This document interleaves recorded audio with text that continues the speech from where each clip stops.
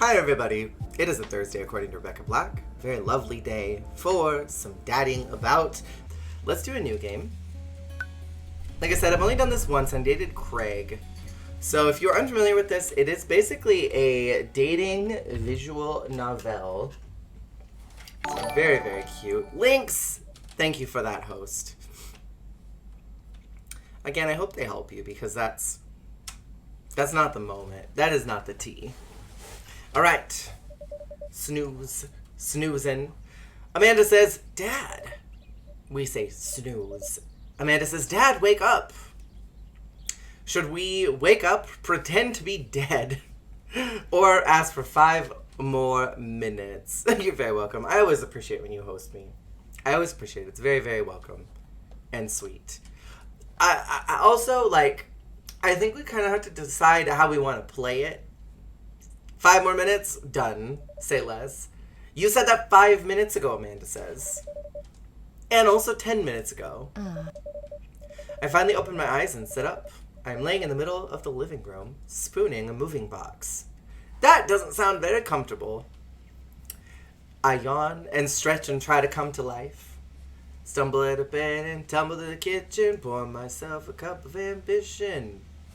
It looks like she's got an egg pin and a panda pin. Her nails are fierce. They're yellow. That's kind of a bold choice. Not a lot of people do yellow nails. Yikes. Dad breath. Go brush your teeth. Gross. Alright, so now we have our little mirror moment. We're going to decide how we look. This is our lipstick moment in RuPaul's Drag Race, where we're getting ready. The divas are reading us. Dad. Okay, let's look at the bods. Let's decide what we like. We can be big and muscly. We can have thick boy bod. We can have a slim dad bod. We can have a slim binder bod. We can do a thick binder bod. Or an athletic binder bod. Hey, Dr. D, how are you? It is nice to see you. Wait. Why does this... Wait. Why does this one have so much chest hair and arm hair and leg hair? And then this one has none of that and has so much armpit hair. Oh, we can turn the hair off. Oh, that hair is hot though. We like that. Do we like hairy chests? Or no hairy chest? I kind of like the hairy chest. How are you, Dr. D? What's going on?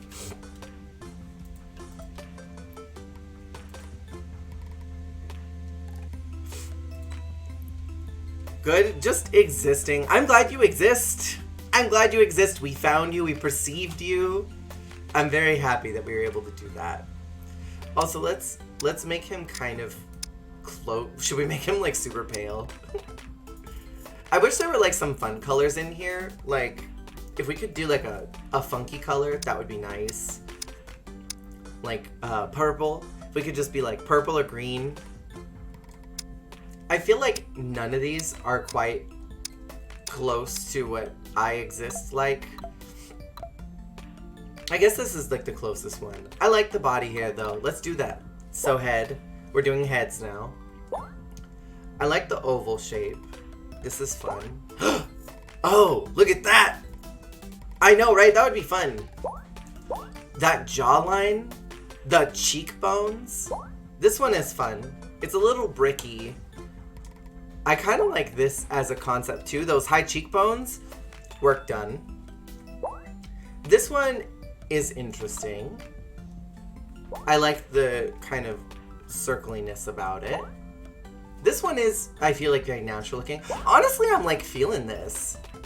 I turned a lot of the sounds down for a lot of the GIFs. It was working. I heard it. It was very quiet. I turned almost all the sounds down because they were really, really loud in my ear, and it was becoming slightly distracting for all of them when they were starting to go off. Even though y'all couldn't hear them quite as loud, it was really loud for me, and there was no way to turn it down without it also affecting how y'all hear it too. I know, right? The cheek contour. I love all of you. I love your commands. But some of them were a little loud in my ear and I couldn't turn them down. Melon bread? Okay. I like this one. I'm into this. Because I know Maddie's had that problem too. Especially with mine. Mine is so loud. And if it's blowing out the stream, it's twice as loud in here. So like, basically anything that y'all are hearing, I'm hearing it double. Hey.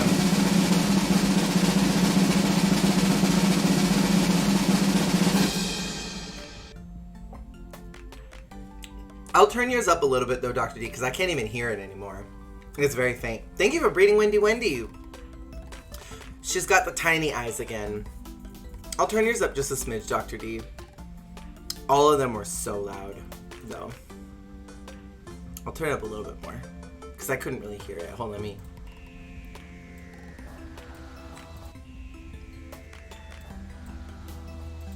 There we go. That one sounds better. Alright. Yeah, we're gonna go for this one, so I like it. She has tiny eyes. I'm breeding Wendy with Danny DeVito. Oh my gosh, they're gonna have babies. Also, Maddie, I thought Danny DeVito, I thought that was genius, whether you liked it or not.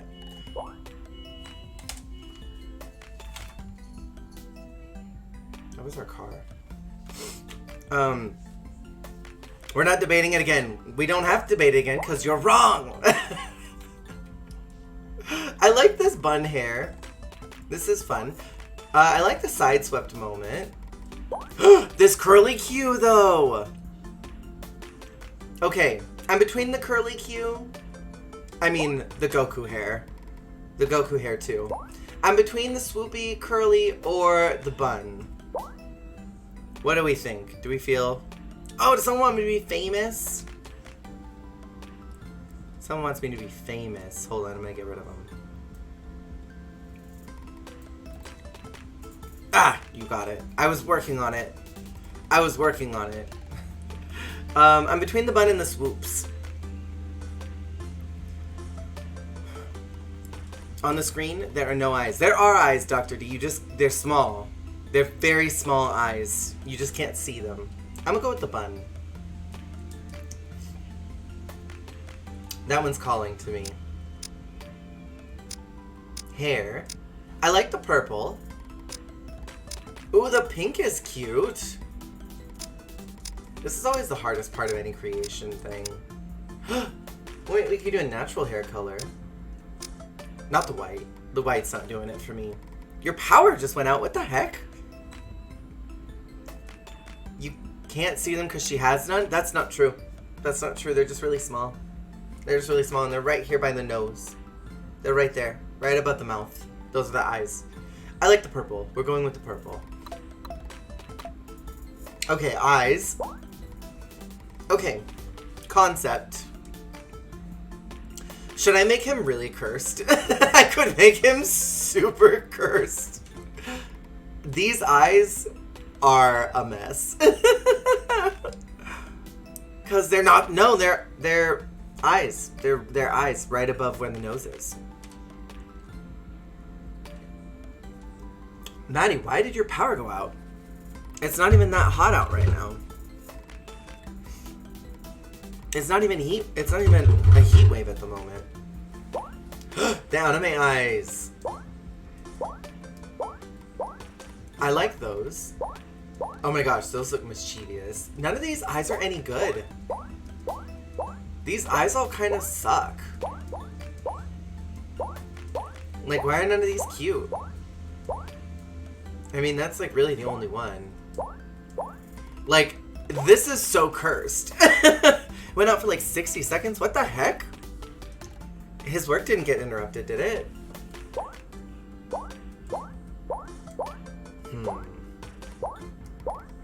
I like these. They're very much that that one character in SpongeBob, that one. Bruh. I'm sorry, Maddie. I don't like any of these. I hate literally all of them. Space Warrior Eyes. Maybe I'm going in the wrong direction with this. Maybe I should just go cursed. I like this one.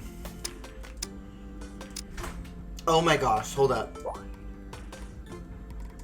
Oh, that won't work. Never mind. I was like, what if I did that?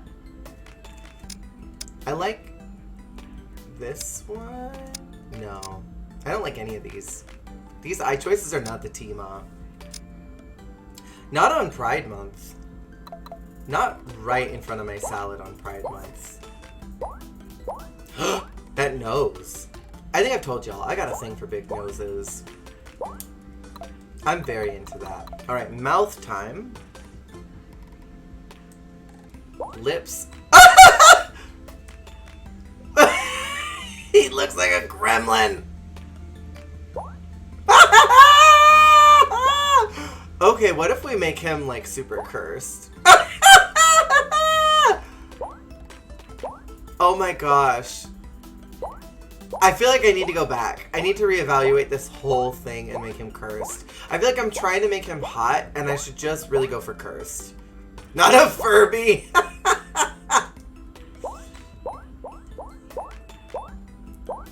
Oh my goodness. I hate these! Okay, clearly this game wants me to be cursed. Choices. Choices! Alright, hold up. I'm going back. Okay, we got that. We got this. We got that. Eyes. Let's go cursed. We're going cursed with this now. We're going cursed. We're trying to go in like a hot daddy direction. But clearly the game doesn't want us to. Why does he look manic? He looks manic!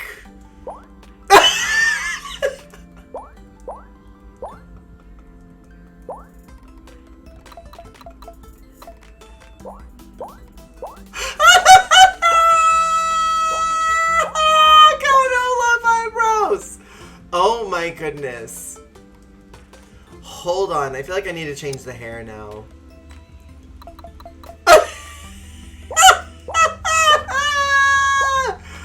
No! Oh, what about this? I'm gonna hate doing this whole game if he looks this cursed. What if I did this though? That's it. I'm gonna hate this so much. Oh no.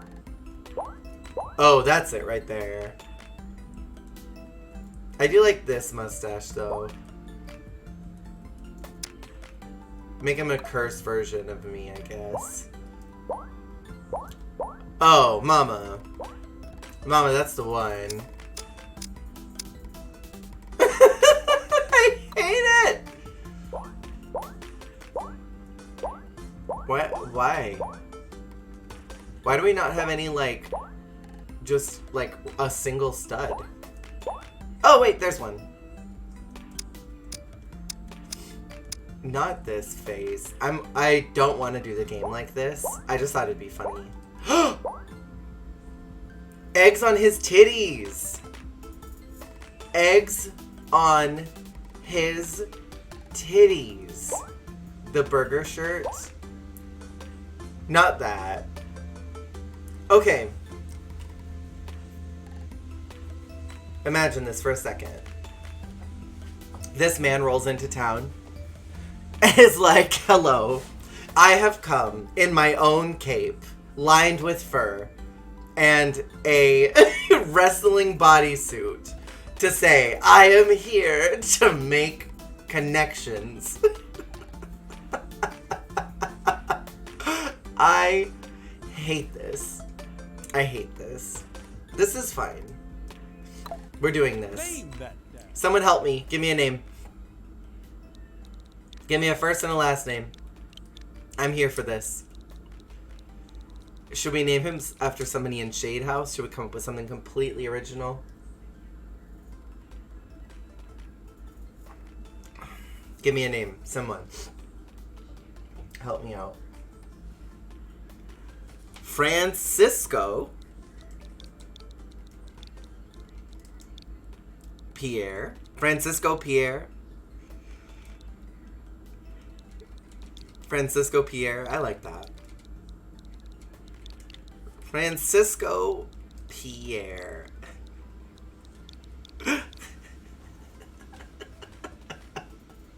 This is... Oh, wait. Oh, wait. No. I need to put the last name in. Pierre. That does sound kind of like a porn name, I'm not going to lie. Francisco Pierre. Be that dad. Do we feel alright with this? I feel okay with this cursed work. Be that dad. This is a lot that's happening right now in front of our salad. But I'm not mad. I'm absolutely not mad at it. Alright, Amanda says, did you fall asleep packing? I said, I got most of it done, I think.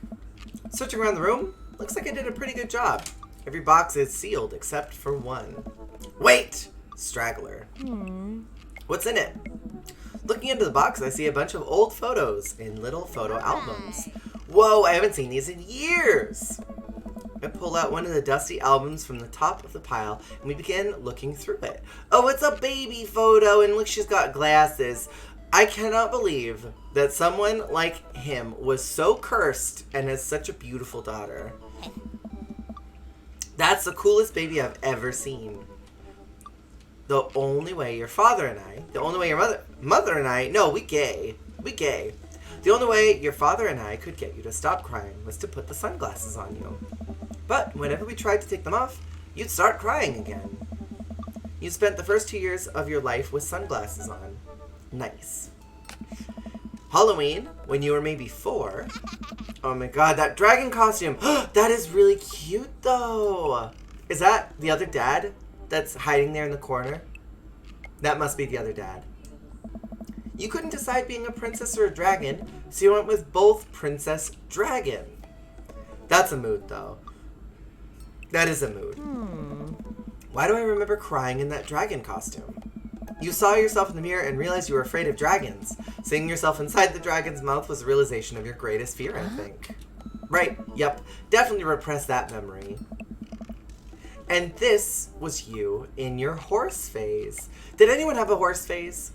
I definitely had one for a minute, and then some neighbors came by with a horse, and I distinctly remember seeing them and immediately losing my mind.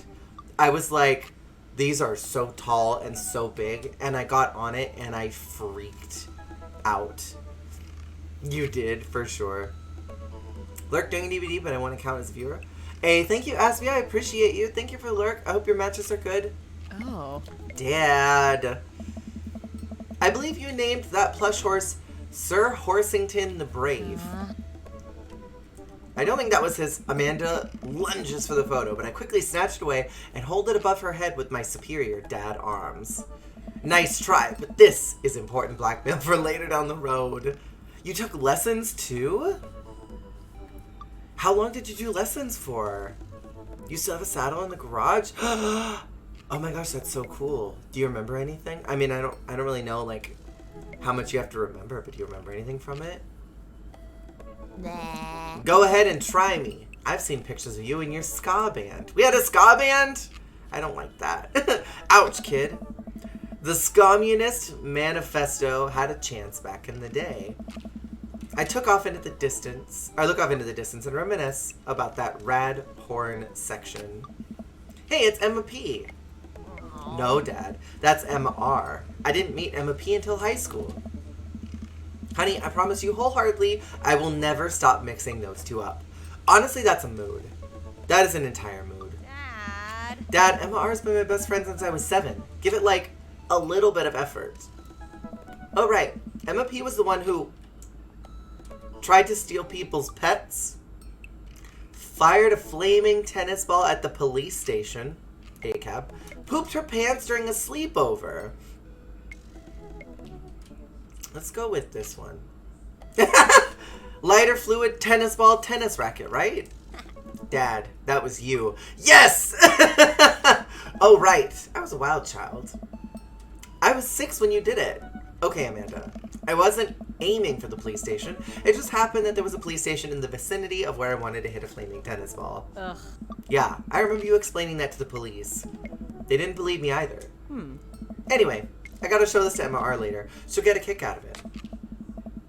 Oh, that's a cute photo. First photography award you ever won. Yeah, and it got us a $20 gift card to McFriday's. I wonder if that's a burger place. And then you got food poisoning from cheesy tostada blasts. That sounds like that would blast out of my booty later.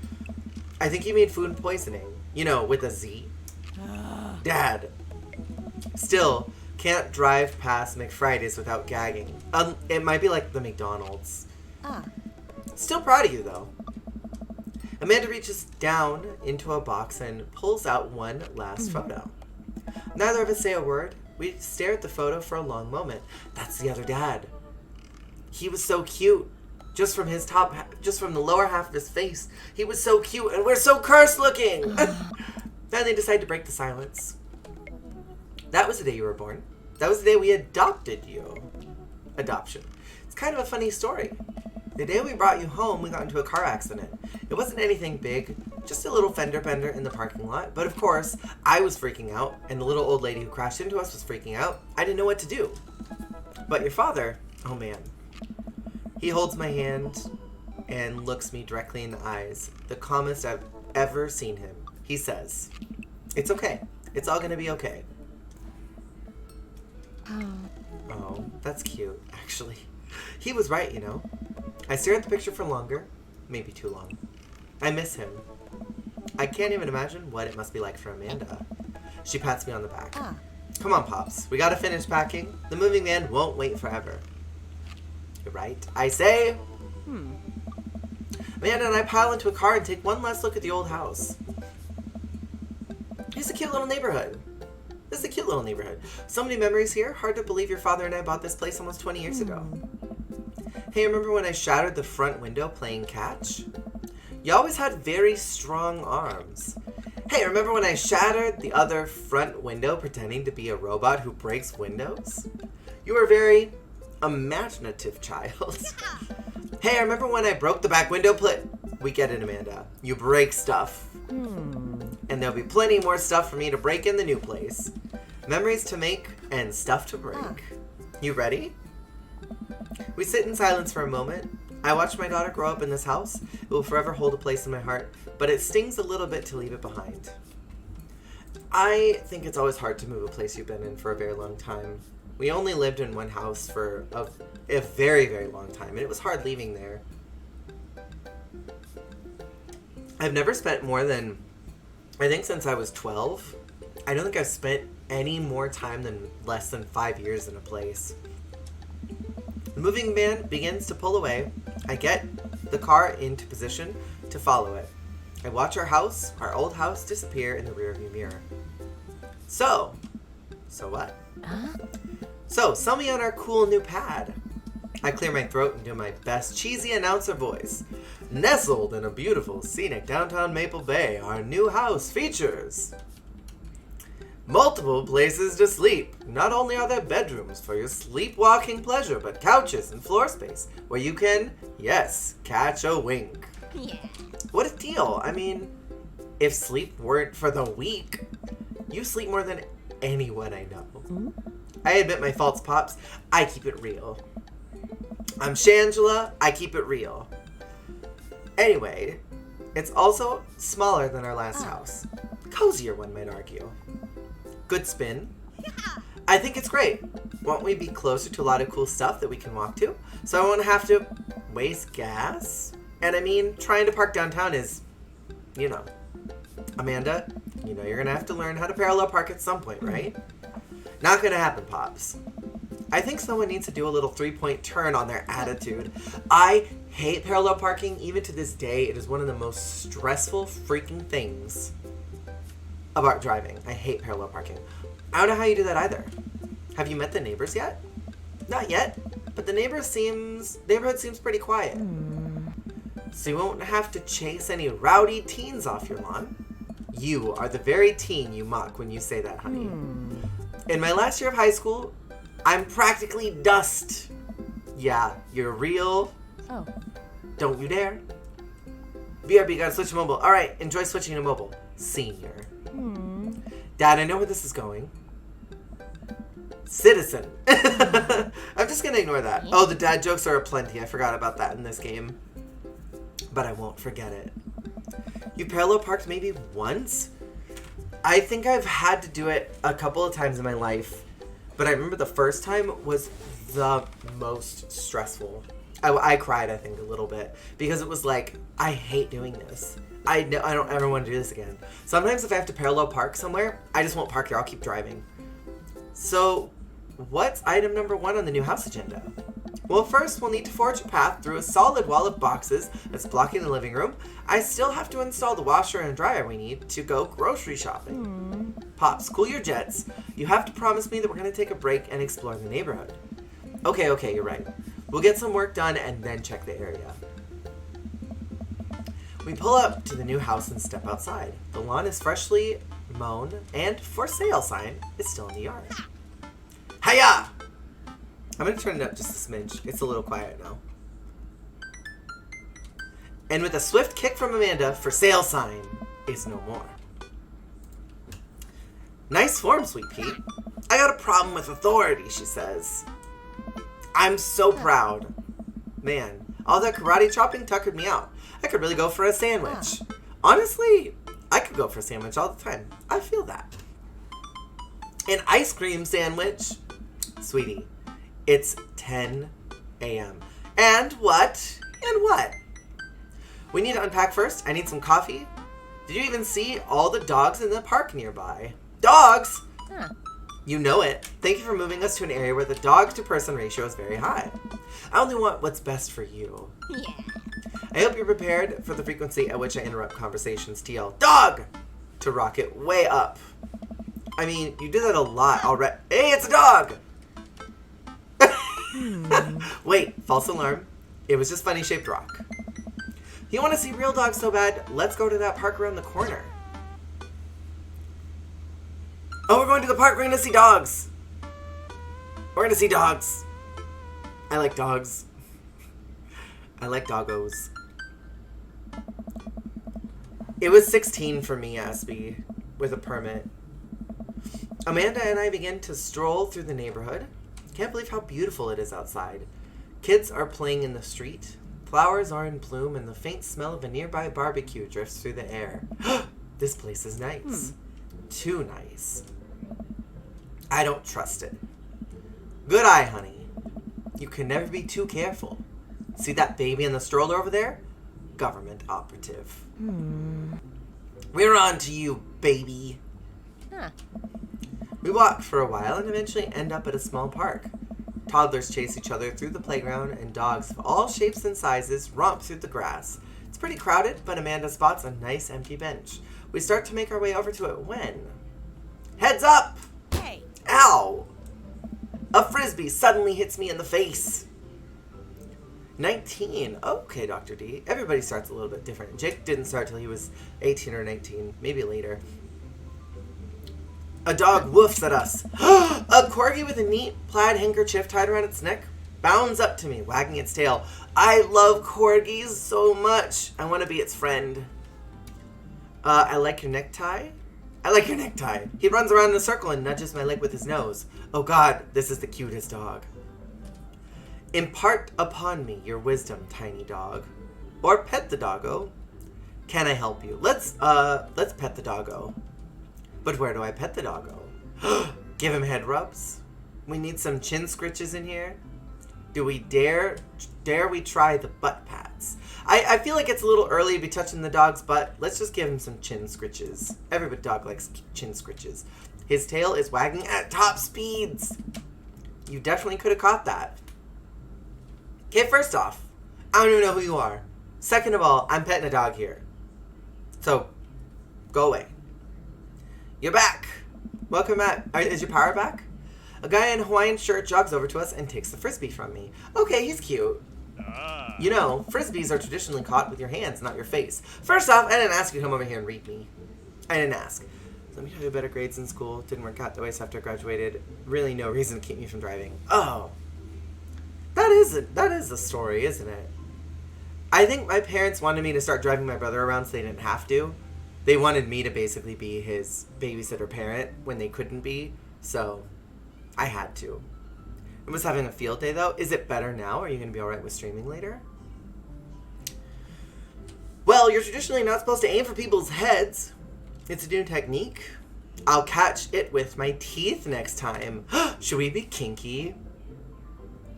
Should we be kinky this time? And be like, I'll be a pup. Yeah, we had to reset it twice, but we're good now. Okay, I'm glad it's better now. I'm sorry. Yeah, let's be kinky this time. You caught me off guard on this round. Not again, not ever. Wait! I wanted to be kinky, not aggressive. I'm just messing with you. We got some eggplants from him, though. Sexual relations! I'm just messing with you. I'm Brian, by the way. Okay, Brian is cute. I'm Francisco, and this is my daughter, Amanda. On my way to the photo shoot. Have a wonderful photo shoot. I hope it turns out well. I can't wait to see it. I look over at Amanda only to find her sitting on the ground rubbing the dog's tummy. Hi. Your dog's cool. All dogs are cool. Oh, old Maxwell sure loves the attention. It's great to see another father and daughter out here on such a sunny day. Where's yours? Brian gestures over to a grassy knoll where a young girl sits on a checkered blanket. She's reading a book bigger than her head. She puts it down and heads over to us. This is Daisy. She's reading the Brothers Karamazov. I do not know what that... Karamazov? Her teacher tells me that she has the reading comprehension skills of a high schooler. How old is she? 10. She's a precocious little youngster. Whoa! Natural dad instincts kick in. I must brag about my child's accomplishments. But why? I don't want to. I don't want to do this. I have no interest in being this conflictual right away with someone I just met. Go on, Daisy. Tell them about yourself. Daisy, that's my girl. Francisco. Amanda, get in there. Amanda, okay. Wait, it's like Pokemon. This is cute. Francisco's HP, 80. Brian's HP, 80. I literally have no interest in doing this.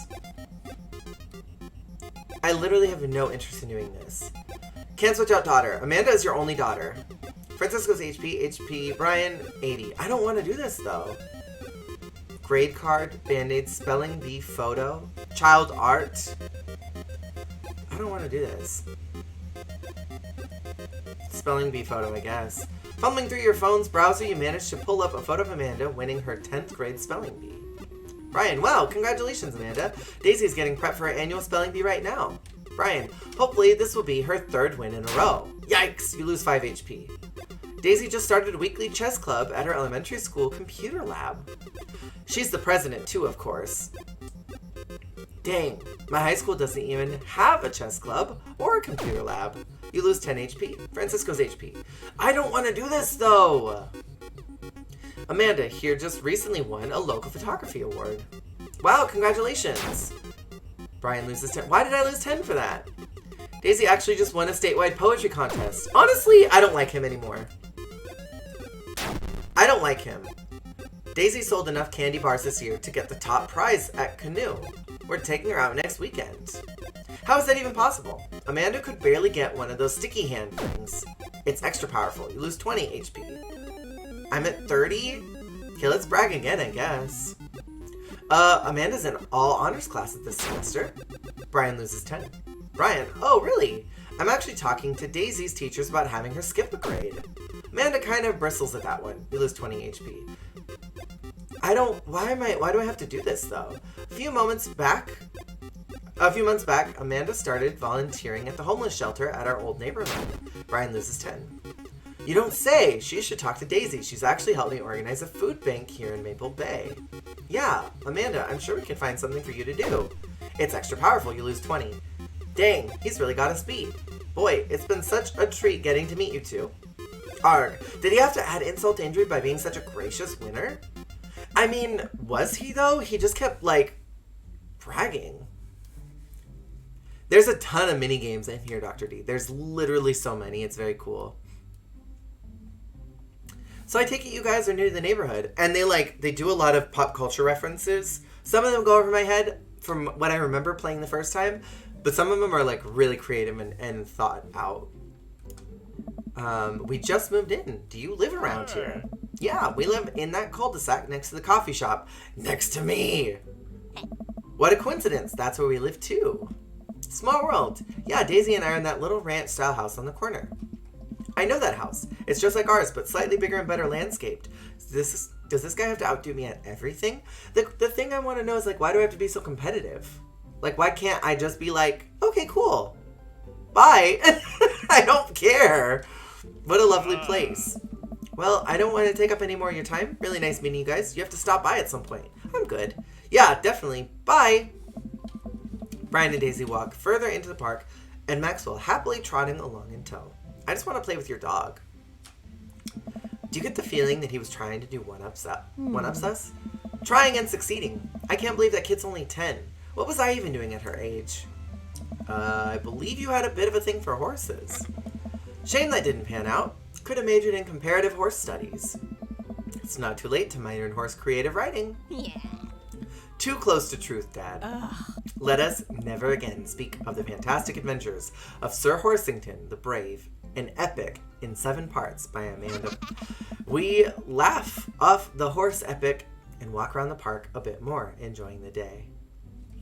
Should we go to the coffee shop now, or go unpack, or go take a nap? I like coffee, so I kind of want to go get coffee.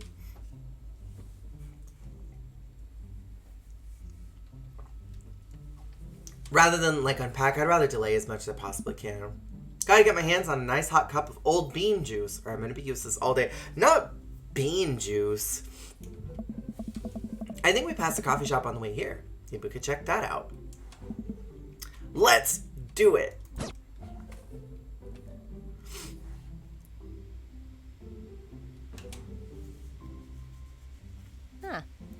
We walk down the street to the Coffee Spoon, a cute little place on the corner. Yeah.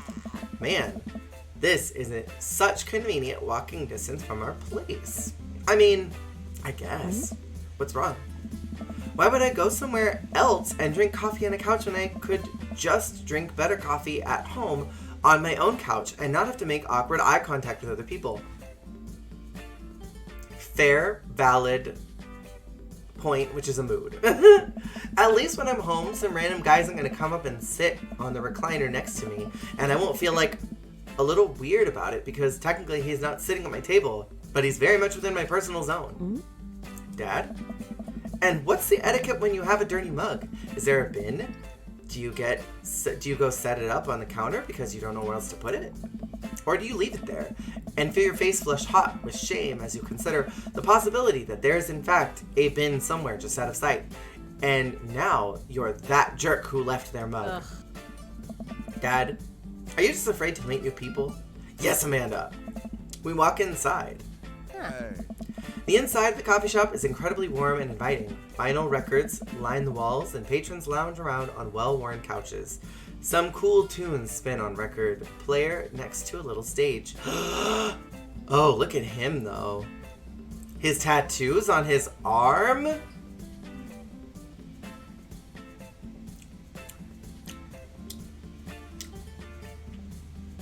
He's cute.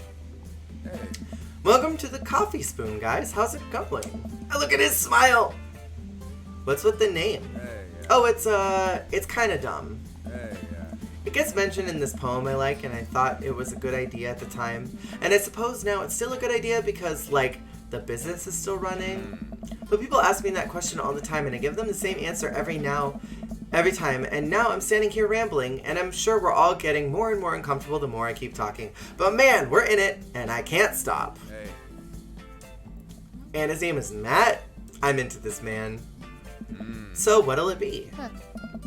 I scan the chalkboard menu, and I am immediately overwhelmed. I'll have a Godspeed, you, black coffee, iced Tegan and Sarah, chai Antword. Iced Tegan and Sarah? Good choice. Oh, he liked that. I don't get it. Oh, it's a pun. Tegan and Sarah are this really awesome Canadian indie band formed in 1995. They were nominated for a Grammy in 2013 and are known for being masters of not only pop hits, but meaningful lyricism. Hey. I'm doing that thing again. Hey. But coming right up. And for you. I'll have a macchiato di Marco, please. Hey, dude. Coming right up. Do you want that in small, medium, or biggie smalls? Oh my gosh. Medium. Wait, is biggie smalls big or small?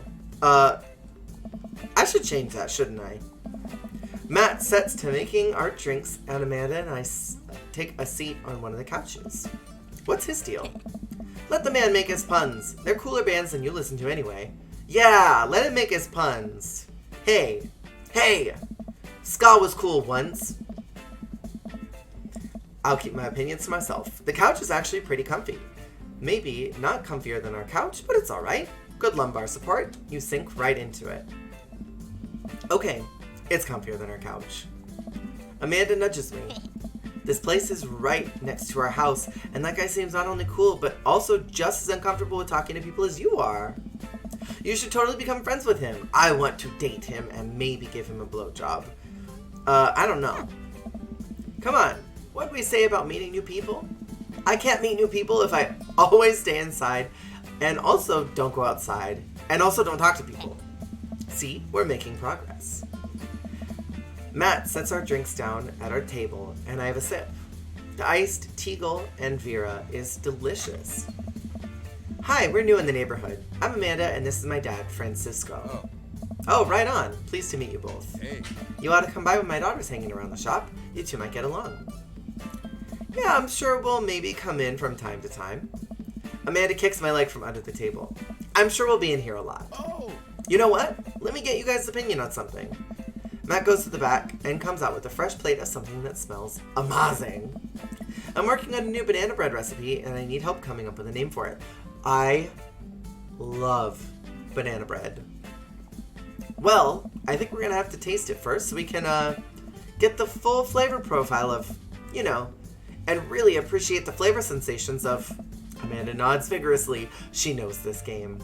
Yeah, we need to give that Nana bread a taste if you want us doing free creative labor. I think that would be commensurate with I taught her well. We have trained for this day. I was just gonna give you guys free banana bread anyway. Right, yes, that. Matt serves us each a piece. Amanda and I happily chow down. This is amazing. Thanks, the secret ingredient is bananas. So, any ideas? I'm stumped. Well, I think I might only be able to give you bad band puns, but I'll give it a shot. We have banana bread Kennedys, which I don't understand the pun. Grateful banana bread. I get that one. I understand that pun. And Right Said banana bread. I don't understand that one.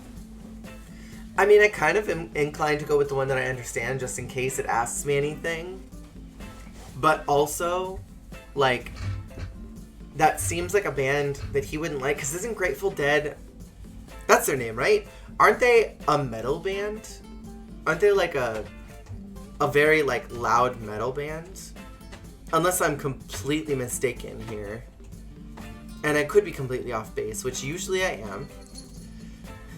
I think I'll go with the one that I know. Just because, I don't know. Oh, he didn't like it! Like the jam rock band fronted by Jerry Garcia? Like the ice cream. Who doesn't like Jerry Garcia? Huh? That actually has a nice ring to it. He didn't like it though. Hey. Yeah, Grateful banana bread. Strong decision. That's art, baby.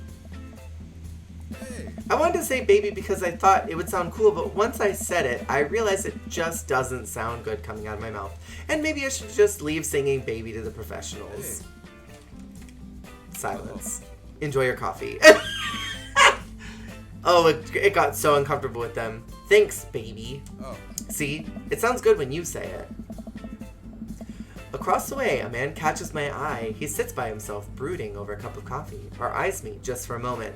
Now he's hot, too. He looks hot. I hastily look away, hoping he didn't catch me staring. Who is that? We finish up drinks and head out. Thanks for stopping in. Take care. Okay, now that we're full of caffeine, where to? I should get back to unpacking, or I need a nap. I mean, delaying the inevitable, I don't want to unpack yet. Let's go sleep. We just had coffee. Have you ever known me to play by the rules? Your father is a rebel, sweetie. Now, all aboard the train to Sleepy Time Junction. I'm into Sleepy Time. I'm definitely into Sleepy Time. As we're walking home, I hear heavy footsteps come up behind us. Francisco, bro! Whoa. Not being broed. Oh, that's when I dated last time. I turn around and am greeted by a familiar face jogging up to us. I know that he is big. I just know it. I know that he's big. Craig? Oh. Bro, I hate being broed though. Holy, wow, I haven't seen Craig in forever. It's been too long, dude. Yeah, wow, you look great. He really does. He really does. I mean, even the eyebrow cut. Yeah, I cleaned up my act. Cleaned up his act? Are you kidding me? He's ripped. Amanda, this is my friend Craig. We went to college together. We were roommates for a while, too. Amanda, dude, you probably don't remember me, but you're so big now. Oh, we totally tried to bone in college, I'm sure of it. Hello. And hello, cute baby. Oh, thank you. Last time I saw you, I think you're about her size. This is River. Say hi, River, like River Song from Doctor Who. He picks her tiny wrist and waves it around. River gurgles happily. He's the hottest one. It, like, physically hurts my soul. And, like, you know that he's got a fat booty, too. You know that he's got a fat booty, too. Are you babysitting? Nah, dude, River's my kid. Man, it has been a long time. Feels like 1 minute we're rolling up to exams with bad hangovers, and the next we're both fathers. Where you been, man? I was working out in California and just relocated business back to Maple Bay. Hello, Finny. How are you? No kidding. Amanda and I just moved to the side of town. How's Smashley doing? Oh, man. I mean, Ashley. Ashley is her name. She's actually still going by Smashley, and we got divorced last year. We can get inside of him once again. Oh, dude, I'm so sorry. I'm not. It's old news. We take turns taking care of River and the twins. It's all copacetic. Finny, they're all attractive humans in this game so far. There's still a couple we need to meet. Twins? You have 3 kids? Ain't life something, bro? Right? Kegstan Craig is a father of 3. Kegstan Craig? Oh. Oh, yeah, that was my old college nickname. He got it because he did a lot of keg stands. It's that thing where you do a handstand on a keg and then drink from the keg. Ah. Right. He was very good at it. Oh. I've never drank from a keg before. Never once in my life. Bro, I hate to be that guy, but I'm in the middle of my daily jog, and I really gotta keep my heart rate up. Brought River along for, you know, resistance training. You jog daily? I jog yearly. On January 1st, when I promised myself that I'm gonna jog daily for the rest of the year, but I give up after 30 minutes and just walk home. I don't even get that far. I say, this year, I'm gonna eat better. And then I eat some Gushers. Well, it's never too late to get back into it, dude. You should join me sometime. Hey, that sounds like a great idea that I won't do. Hey. Come on, it'd be fun. We could grab breakfast afterwards, catch up. We could do a bro brunch like the good old days. I mean, I'm here for brunch. I'm here for brunch and breakfast with you, but, like, I'm not here for the jogging part. All right, sure. Sounds great. Lies. Great, let's get that going soon. I better get moving. Good to see you guys. Craig gives a little wave, pushes his earbuds back in, and jogs off. I can't believe Craig is ripped and has kids. I'm reeling. Why's that? The Craig I knew is, not fit to be responsible for any kind of living, including and especially himself. One time I watched him drink an entire jar of marinara sauce for dinner.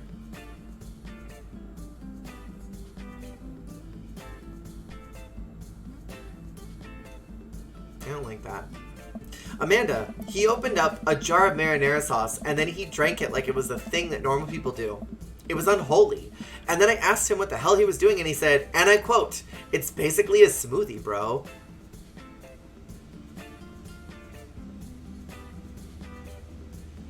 hate that.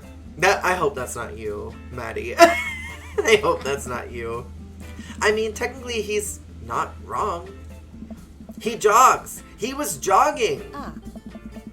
He's like a totally different person. Anyway, we better get home. I'll have plenty of time to reflect on how old I feel later. I don't like that. Not a whole jar of marinara and being like, it's a smoothie, bro. Too bad we're going to be putting my stuff right back in these boxes in a few months. No, don't say that. Oh, Dad, it's going to be okay. I'll be fine. I know. It's just, you're my little girl. It's going to be weird not having you around. I'll come visit, and I'll text you every day, and I'll take lots of pictures. I mean, obviously, I'm a photography major. You promise? Of course. Are you going to be okay by your lonesome? Oh, no. I'm planning on getting a man moved in here by the end of summer. Come on, I'll be fine. I'll get a dog or something. Right. A dog? Forget art school. I'll stay for the dog. Is that what it's going to take? Yeah. Medium-sized dog, handkerchief around the neck. I get to name it. That's what it'll cost for me to give up on my dreams. I'm a woman of simple wants and needs. Well, a dog is a lot cheaper than college. Amanda laughs. Suddenly, a pile of envelopes slides through the mail slot.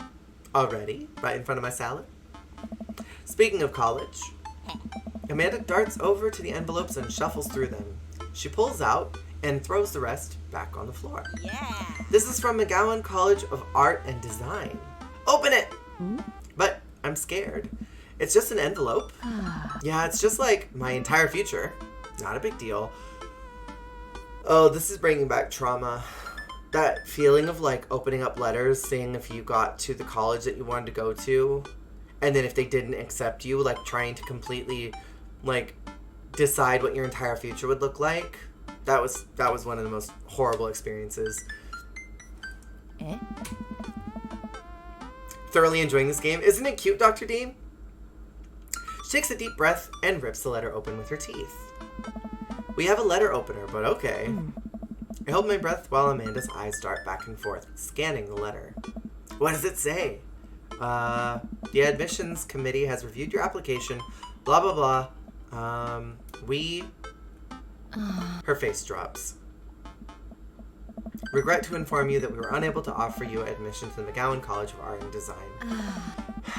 That sucks. That literally sucks. Amanda throws her letter on the coffee table. Oh, sweetie. She doesn't want to talk to us. It's okay. I kind of saw it coming. I knew I shouldn't have put that experimental stuff in my portfolio. The admissions officer told me they just want to see portraits or whatever. I pull Amanda in for a big hug. You're an amazing photographer. I know how much work you put into your portfolio. Some other school is going to want to snatch you up for sure. Yeah, I know. It's fine. Are you actually fine, or are you just saying that? I'm fine, really. Her face says the opposite, but I probably shouldn't push her on this. Oh, and before I forget, Emma R. and Emma P. are sleeping over tonight. No, not children in my home. So, you need me out of the way because I'm painfully uncool? I would choose more delicate phrasing, but yes. Well, I'll have you know that I conveniently already have plans for tonight, so you'll have the place to yourself. Yeah, what are your plans? I'm gonna go down and get railed at the nightclub. Gotta attend the union meeting. I'm gonna go clubbing! I'm gonna put on a nice outfit, go tear it up on the dance floor, and all the hottest dance moves, the lawnmower, the sprinkler, the running man, you know, the ones all the kids are doing. Alright, but I'm not gonna come pick you up if you pull anything this time. Not again. I'm just kidding. I'm actually going to... Wait, I wanna go to the club. I wanna go to the club, though. I guess I'll just stay home and unpack. That's stupid. I want to go to the club. Go out and watch the game? I don't want to watch sports. I've still got a lot of work to do, but I'll stay out of your hair. You won't even know I'm here. I'll probably start going through boxes, find some old journals, and then get stuck reading through them for the rest of the night instead of unpacking. You know how it goes. Sounds like a blast. And hey, don't forget you have that meeting with my English teacher tomorrow. Alright, Mr. Vega. Yep, totally remembered. I'll be there. A teacher? Don't want to meet a teacher. I have no interest in meeting a teacher, an educator of youth. I get to work unpacking the various boxes around the living room. A couple hours pass and I get some good work done. The washer-dryer unit is both washing and drying.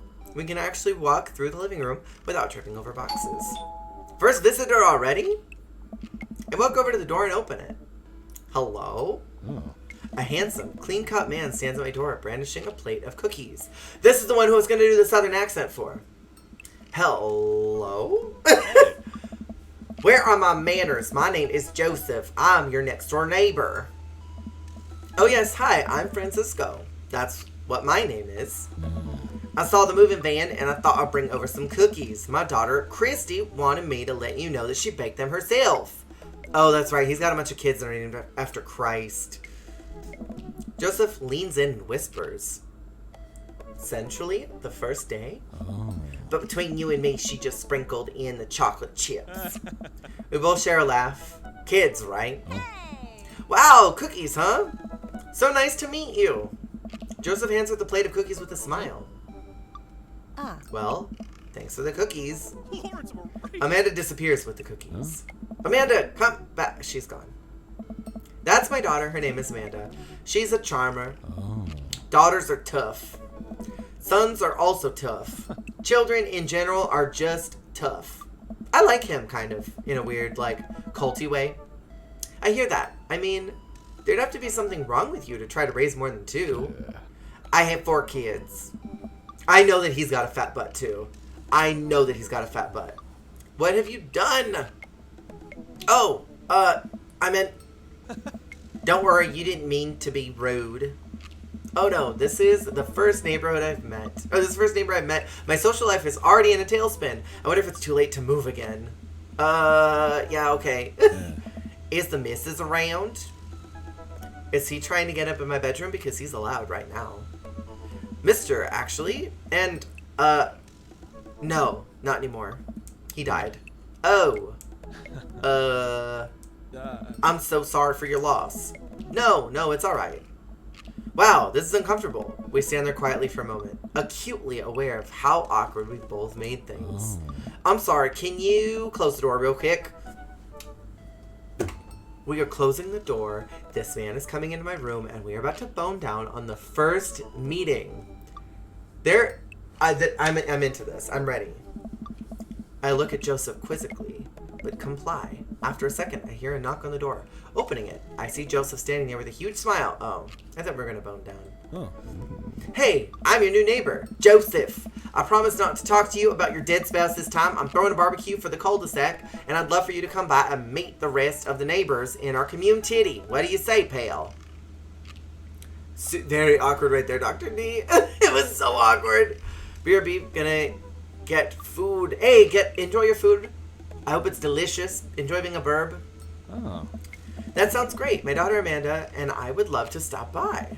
Also, 4 kids is a perfectly normal amount of children to have. We shake hands to seal the deal. That first line doesn't make it better. It truly didn't. It truly didn't. Well, neighbor, I'll see you at 3 p.m. sharp on Saturday. Sure thing, neighbor. I feel like there were finger guns in there. Joseph starts walking away, but stops to think for a second and turns around. Hey, in all seriousness, raising a kid on your own can't be easy. If you ever need to talk about stuff, I'm the youth minister at church down the street. Jesus, I'm alright. Oh, I don't know. I wouldn't really consider myself a youth. You look pretty young to me, but suit yourself. I keep falling in and out of the accent. I keep forgetting it. And with that, Joseph's gone. He seems nice. Amanda walks back into the living room, crumbs on her face and cookie in hand. Did she eat all those already? She didn't even say me any? That was the smoothest recovery I've ever seen. I should be taking notes. See, you're already fitting in great. Where'd those cookies go? They're gone. I'm sorry. Yes. If it makes you feel any better, they weren't very good. So you ate all of them anyway? Finger guns!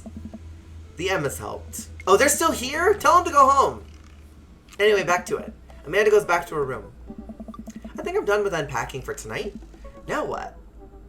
Dad needs a drink. Let's go get a drink. Could definitely go for a nice alcoholic beverage right now. I'm sure there's a bar nearby. Yes! Bar time! It's time to get lit. I'm here for this. I'm ready to get my drink on. This is where you meet single men. Wow.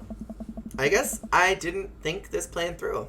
I'm not entirely sure where the closest bar is, and Amanda still hasn't shown me how to use the GPS on my phone, so I'm gonna pick a direction and walk in it. Booze time! Absolutely. It is boozing time.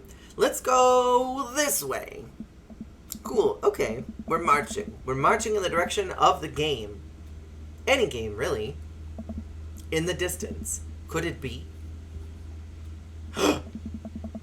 Jim and Kim's. A big burned out neon sign hangs above the dive bar. Jim and Kim's, huh? Alright. It'll do.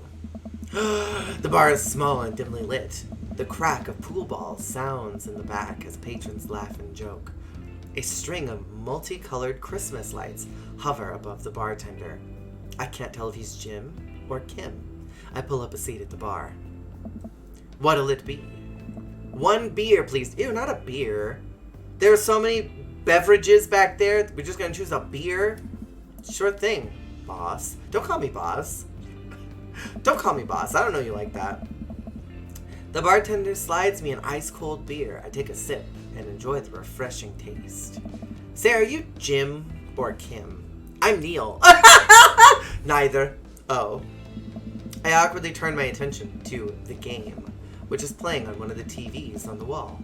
As luck would have it, my team of preference is not only playing, but is currently in the lead, which is always a good thing. I don't like sports, so I'm good on this moment here that's happening.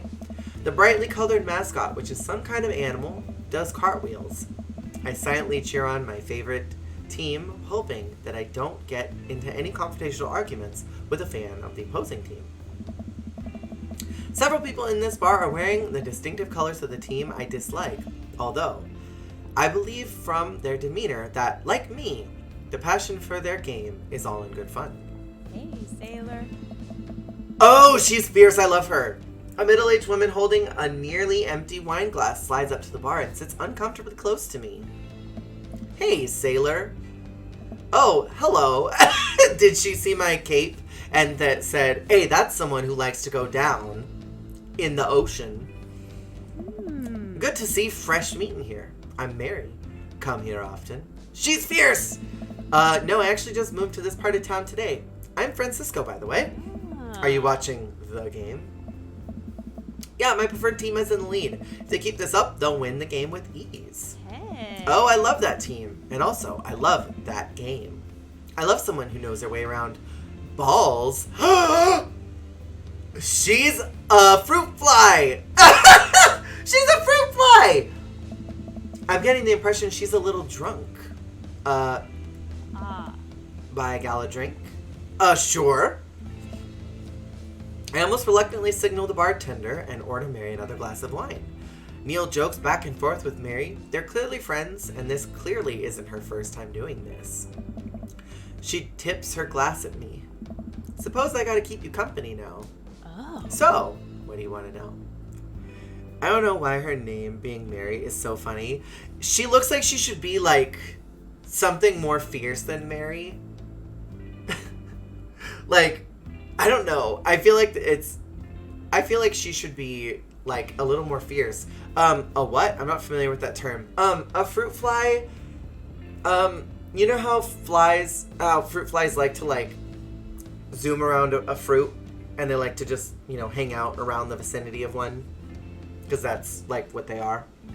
And, sometimes, it's not a normally used term anymore, but it used to be very in vogue in the 90s, I believe, to call gay people fruits. And so the term is basically someone who, specifically a woman, who is an ally to a queer person and likes to hang out with them, and they, like, constantly hang out with those people because they are attracted to being around fruits, is what the term basically means. But it's an ally who's specifically a woman. What's your deal? What do you think of the game? What's the latest gossip around here? Let's get the tea from her. Mary's got the tea. You came to the right broad. Ah! She's so fierce. Hey. I'm an observer. I watch people. I see everything. Know everyone. Nothing gets past me. I love her. And her cross necklace? Oh, she's everything. She's what Ray Marie wants to be, but can't be. So what? I thought you were gonna... I forgot what we were talking about. What a fucking mood, though. About the gossip. You said nothing gets past you. Oh, right. I'm also a steel trap. Confidential to a fault. So what else can you tell me about this part of town? It's quiet, that's for sure. If you want an idyllic little life with white picket fence, this is the place to do it. But every town has its secrets, you know. She takes a sip of her drink. It was a little too ominous for my taste. She leans closer. Hey. Would you like to learn some of my secrets? I mean, I'm into this. Oh boy. Maybe some other time. No, I want to! Suit yourself, sailor. No, I wanted to! Mary saunters off, setting her sights on the newest bar patron to enter. No! I happily watch the game over another beer. The game has gotten close in terms of points. A little too close than what I'm comfortable with. Scandalous, right? After a particularly skilled player scores a number of points for the other team, putting them in the lead, I hear an affirmative grunt from another man at the bar. Go team! It's the brooding man from the coffee shop. The hot man. The hot silver daddy. It's the brooding man. Oh, he sits alone, sipping whiskey and watching the game as well. Enjoying the game. I like how they won't refer to it as what it is. They just keep referring to it as the game. That's giving me life. I am now that we're winning. Oh, we must be rooting for different teams. In my opinion, my team is far superior. I love the vagueness of the game. It's so good.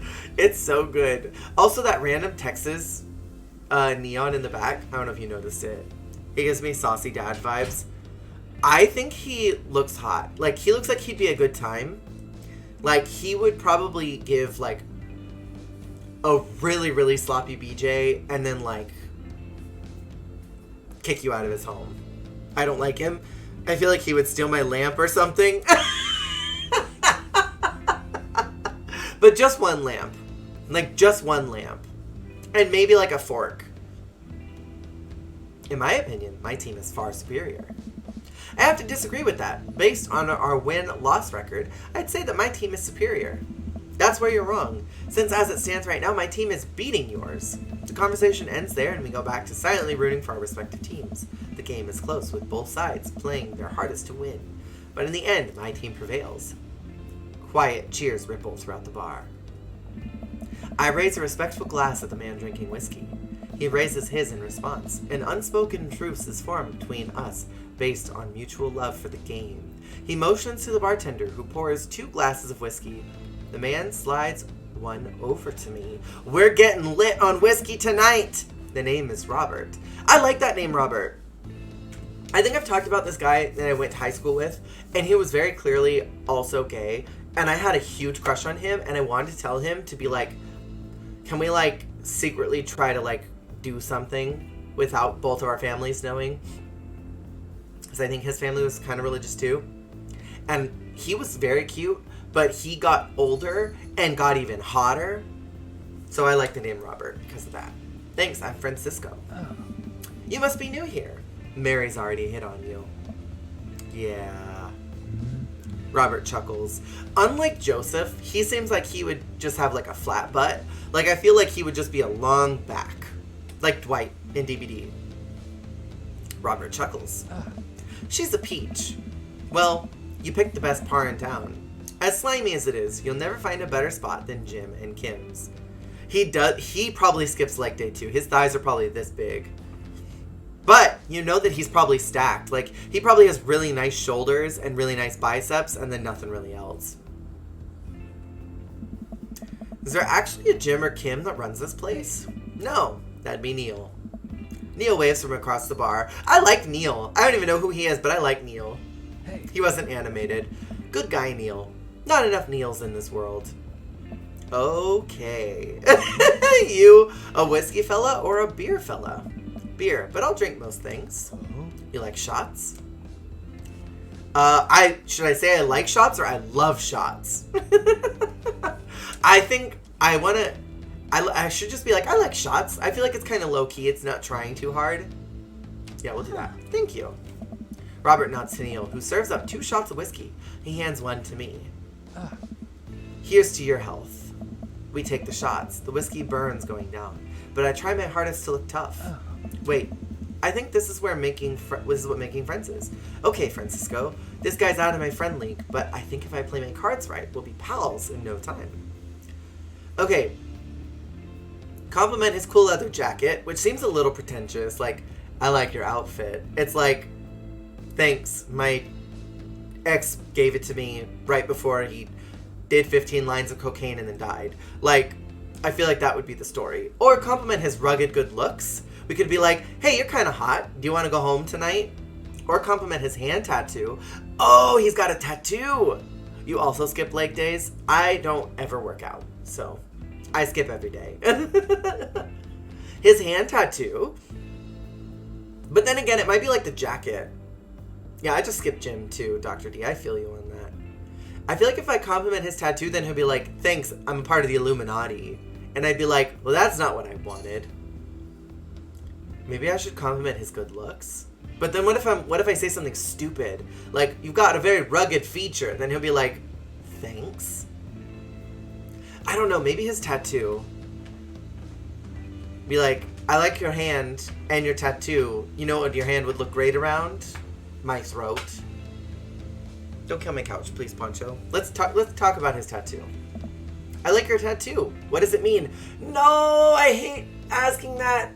I like asking, like, what people's significance was, but, like, what does it mean is such, like, I feel like a rude question. It is a reminder. I wait for him to elaborate, but it seems like he's done talking. Man, this guy's mysterious and cool. Oh.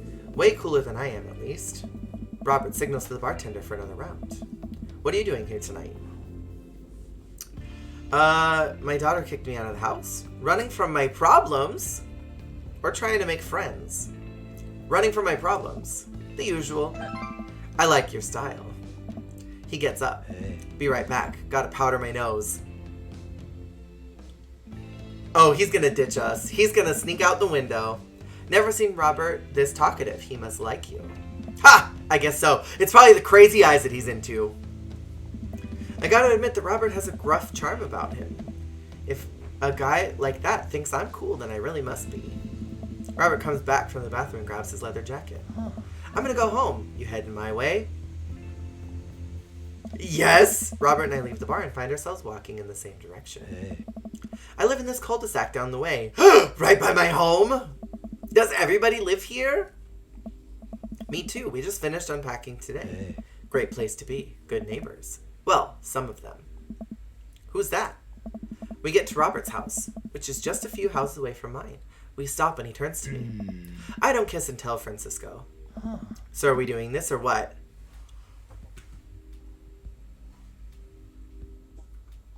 What? Hey. You know, do you want to come inside or not? He wants me to come inside on the first meeting? Ah! Oh, I'm here for this. A wave of realization rushes over me. I blush. Lay it on smooth. Smile and nod. Yes! Smile and nod. Let's do it.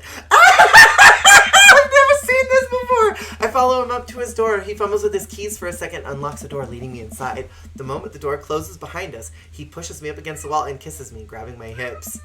This progressed fast. Come on. Robert takes my hand and leads me up the stairs into what I assume is his bedroom, but it's so dark that I can't see anything but Robert's intense expression. He kisses me again, and I hear him shucking off his jacket. I clumsily take mine off too. His hands roam down my chest, and suddenly he's tugging at my belt. 0 to 60 so fast! I don't normally do this. But I mean, the surprise sex, I can't get into that. Without any prep, zero prep, I don't normally do this. Do you want to stop? No! No, good. Robert continues to unbuckle my belt and guides me to bed. Let's have some fun. Sunlight streams in between the slats of the blinds. My head is pounding. I really overdid it last night. Wait a minute. This isn't my old house or my new house. Oh, right. I look around for Robert, but find myself alone. I have never seen this. Hello? There's a clatter from the bathroom and the door opens. Robert is fully dressed and grabs his keys. That was fun. That means he never wants to do this again. Yeah, it was. You should go. Okay, I guess. That's certainly not what I was expecting. Well, talk to you later. Robert cracks a smile. Sure, your clothes are over there. Oh my goodness. I hastily get dressed and show myself out. The sun is unbearably bright. I need to lie down. I start to make my way back home when I suddenly remember. Amanda! I rush back home and throw the door open. Something smells delicious. Listen! I just want to point out, I said I wanted to go to the bar and get railed, and that's what happened. I didn't even know that could happen. Something smells delicious. Amanda? Amanda runs out of the kitchen and looks slightly disappointed. Hey, Darren, how are you? Oh, man. I was kind of hoping you had gotten kidnapped and I was going to have to come rescue you. No, I made a friend at the bar last night and ended up sleeping over at his place. Where are the Emmas? They left a little while ago. Oh, you guys have fun? Not as much fun as I had. Yeah, watched some movies, ate snacks, stole a car. You know, usual sleepover stuff. What are you up to today, Darren? We're playing some Dream Daddy. You teens and your larceny. So, this breakfast that's cooking, what's that all about? Well, there's hash browns and eggs and bacon. Can I... Aww. Yes, you can have some breakfast. Bless you, sweet child. My head throbs. Ugh, I gotta do something about this hangover. Amanda, your loving father might have overdone it last night. Oh, somebody's hungover. Father of the year. Nothing, I went to allergist for my shots, took a few naps, and detangled my hair. How was your appointment? Really good phone conversation with my friend. Hey, I love that. I love that. That sounds like a productive, nice day. Also, you've come into fun times. Yeah, we literally just hooked up with the guy at the bar on night 1 of living in this town. You wouldn't happen to have any aspirin or... Yeah. I've got just the thing. Hang on. Amanda runs to the fridge and pulls out a jar of pickles. Not pickles! Amanda, what? Drink this. The pickle juice? Yep. It's what I used once. Would assume someone would use. I would also assume that it works pretty well. Although I've never tried it before. And won't try it, obviously. Who raised you? Give her a stern, yet resigned side-eye. I eye her suspiciously. I eye the jar of pickles even more suspiciously. This better work. I down a sip of tart juice. The creepy dude at the bar, that's kind of hot, and also kind of musty. Yes, the musty, creepy-looking man at the bar. Maddie said that she didn't like him because she thought he might steal a lamp. I've heard pickle juice helps with hangovers. Wait, is this a real tea thing, Dr. D? No, more than that. Way more than that. I mean, I assume. Watch it, you. I drink more pickle juice and help myself to a delicious breakfast that Amanda has graciously allowed me to partake in. After inhaling some hash browns and dunking several pieces of bacon into runny egg yolk, I'm starting to feel a little better. I love Lamp. And Camp. He seems like the type to steal decorative pillow or some clothes. Oh, he fully would steal some clothes. He fully would rifle through, like, the laundry and take something. Amanda grabs her backpack and keys. Although, like, for him, I might be like, you want to take something? Okay, I won't look. I'd be like, take something to remember me by. Well, I gotta go to class. Don't forget the meeting with Mr. Vega, okay? He said it was important. Love you. I'll be there. Knock 'em dead, kiddo. Always do.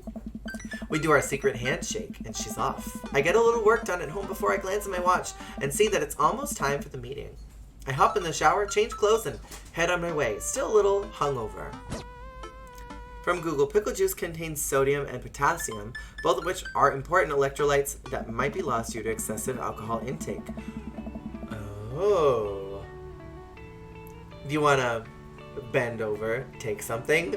That would be me, Dr. D. Or Darren. That would be me, Darren. Completely. Also, Dr. D, that is really fascinating. Couldn't you just drink, like, Gatorade or something, though? I arrive at Amanda's school and check in at the front desk. They give me a bright orange visitor sticker and send me on my way. I'm barely awake and feeling pretty haggard, but hopefully nobody will notice. Gatorade and a banana? Yeah, you could do that. I mean, couldn't you rather than just drinking pickle juice?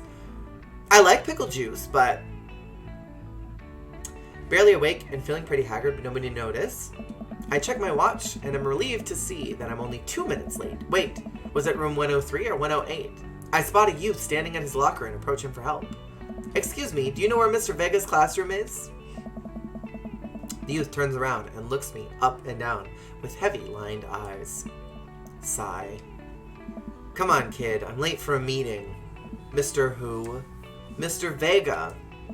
I don't know, have you tried the exit? He's cool. He's really cool. I like his belt. He's a scene kid. You love the hot teacher? He's your favorite? Oh, wait. I kind of remember him. Are you going to help me or not?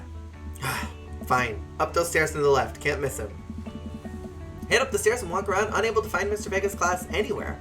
After a couple minutes of searching, I head back downstairs. That punk youth sent me on a wild goose chase. Get back to where the low-rent Gerard Way is standing, full ready to give him a piece of my mind when suddenly a head pops out of the classroom next to his locker. Lucian, don't you have a third period to get to? Oh, Hugo! I like his hair. Hugo's cute. You're fine, Mr. Vega. Wow. Now I'm officially 10 minutes late. I glare at him as he walks away. We're not cool. You must be Francisco. The period's almost over. Would you mind waiting in the back? Mr. Vega leads me in and I take a seat in one of the comically small students' desks in the back. I might get stuck in this. Well, if the only thing you have is pickle juice, it works. Oh, that's true. He is so good. He's very cute. You know that his booty fat too. I feel like all the boys, all the men in this game have big fat booties, except... Well, now I'm not sure. Now I'm not entirely sure. We'll see. I'll comment as we go. Alright, where were we? Now who can tell me about the unreliability of narrator in J.D. Stallinger's Catcher in the Rye? I read that book. It's a wild ride. Yes, Colin. Colin stands up and does the thing where he blows him the crook of his elbow to make a fart noise. Oh. The whole class erupts in laughter. I never liked those kids. I never thought they were funny. I was always like, I don't want to be here. You're just making it worse. All right, everybody. Very funny, Colin. Please sit down. Now, Holden Caulfield is an unreliable narrator in the sense that the bell for the end of the period rings. All of the students immediately get up and make a break for the door. Whoa. Remember to do reading and answers answer the response questions on the page 194 in your textbook. Nobody's listening. Or not, I guess. Mr. Vega turns to me and sighs. Middle schoolers, right? Don't you teach high schoolers? Both. You know, budget cuts. Right. Oh. Thanks so much for coming in. No problem, Mr. Vega. Hugo's a 20 out of 10. Hugo is very, very cute. I like his mustache. I like his hair. He's dressed well. His color palette is nice. He's cute. I'm into him. Bring your dad in the park. Our 10 out of 10. Wait, what was his name? Brian? Is that who the ginger was? Please, call me Hugo. I don't normally do these impromptu parent-teacher meetings, but as I'm sure you know, Amanda's a very bright student, and I'm concerned about her recent behavior. What's going on? Amanda's never been the most engaged student, but I know she cares. Recently, though, she's been falling behind. She's not completing assignments, and she's been doing rather poorly on tests. I'd normally chalk this up to senioritis, but This is strange. I thought Amanda always shared everything with me. It hadn't even crossed my mind that something might be wrong. I just wanted to ask, is everything okay at home? We just moved. She's fine. She has a tendency to bottle things up. I haven't noticed anything different about her, but she always tends to put on a happy face no matter what. See if you can talk to her about it. I know she values you a great deal, and I would appreciate your guidance. If she keeps heading down this road, I know how important art school is to her, and I would hate to see her miss out on scholarship money that she clearly deserves. I'll make sure to talk to Amanda. Thanks for letting me know, Hugo. He's very sweet. Anytime. On my way out, I stop, thinking for a moment. I turn to Hugo. Hey, Hugo. Oh. Do you want to bone down too? They ever catch that ride? Yes. He kind of liked me. A little bit. He likes my dad jokes. I leave the classroom and make my way out of the school. I'm still a little bit in shock that Amanda was able to hide this so well from me. She's always been such a force for positivity in my life, especially after we lost her father. Amanda must be done with classes for the day by now. I'm sure she would appreciate a ride home, and maybe I can talk to her about what's going on. Pull up to the carpool, and Amanda hops in the passenger seat. So, did you have fun gossiping about me? Mr. Vega and I actually just gossiped about our celebrity crushes. So you talked about Mario Batali the whole time? Not Mario Batali! It was a very productive meeting. I'm pretty hungry. Can we grab some dinner? Sure thing. Let's go to the mall food court. Food court food! We can go to that pizza place. What is it called? Whatever. I don't remember what it is. It's been years since I've seen it. But there's that one pizza place that's not very good. We can go there. I've always wanted to go. Does that sound good to you? Yeah, sure. Why the mall? Geez, can a dad take his daughter to the mall? Will you buy me things? I will buy you a thing, singular. Sounds like a deal to me. We drive in silence for a short while. Amanda plays a game on her phone. I should say something. Oh no, what should I say though? What should I say though? You know, sometimes when a kid gets older, they find that they have to keep things hidden from their parents. And that's okay because sometimes that's what kids do. And that's okay, but also, sometimes it's good to have the parents' perspectives because, you know, maybe the parents have also dealt with similar situations. And maybe they're a little cooler than you give them credit for. Anyway, what I'm trying to say is that it's good to share. Love you! That was kind of awkward, though.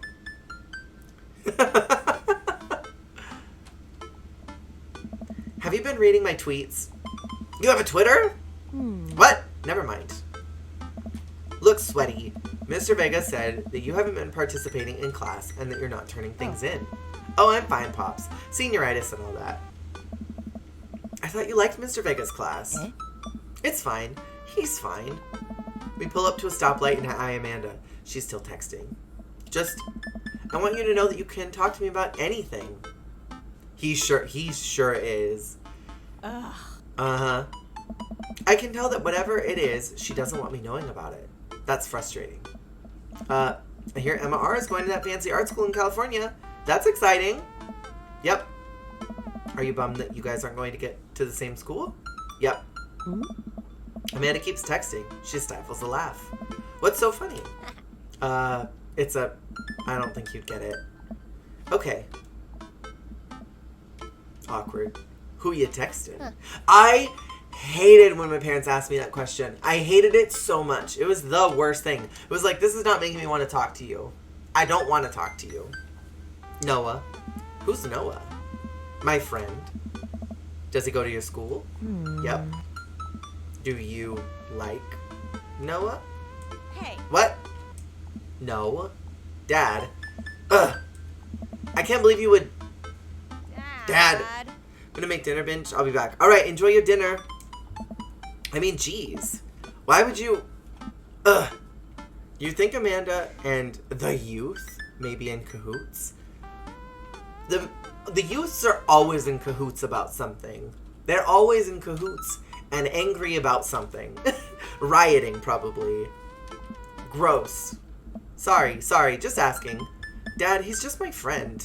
Guys and girls can be friends. He's my friend. Okay. Jeez. That was loud. This is going well. Well, good talk. Love you, kiddo. She leans forward and turns up the radio. I guess that conversation is over. To the mall then. We didn't really get to, like, choose any dialogue or anything for that. I wish we had. I probably would have driven that conversation differently. We arrive at the mall, a big indoor shopping center with a couple different floors. It's kind of dead, but that doesn't stop a mall security guard from yelling at a group of loitering teens. His dashboard is dirty as heck. I would be embarrassed. I'm embarrassed right now seeing it. Let's eat something disgusting for dinner. Hell yeah. Language, Missy. Heck yeah. Better. We approach the food court and evaluate our options. There's greasy restaurant after greasy restaurant. My heart burns just looking at the menu. Nobody looks happy to be here. No one is happy to be at the mall ever. Speaking of malls, the one here is pretty much dead. Is it really, Dr. D? I haven't been to the mall since February of 2020. What are you in the mood for? Bread dipped in sugar? Bread with cheese on it? Or do you want me to inject some fat directly into your bloodstream? Haven't been to a mall since 2019. Oh, it's been that long for you? Yeah, maybe it's even been... I know for sure I went sometime around Christmas to get some gifts, but like I don't know if I went after that. That would have been the last time, right before the Pamela Anderson. I extend my hand to her. Would you do me the honor of sharing some nachos? She takes my hand with a grin. It would make me the happiest, cheesiest girl alive. We had a Macy's and it no longer is. Oh, that sucks though. I mean, all these places going out of business. Maybe the government should have bailed out small businesses instead of giving trillions of dollars to a government so they can continue to invest in oil funds. Oops. Maybe we shouldn't put billions and trillions of dollars into the military just so we can protect oil investments. Maybe we should invest in small businesses that are actually keeping the storefronts going here. And the fracking! Not the fracking.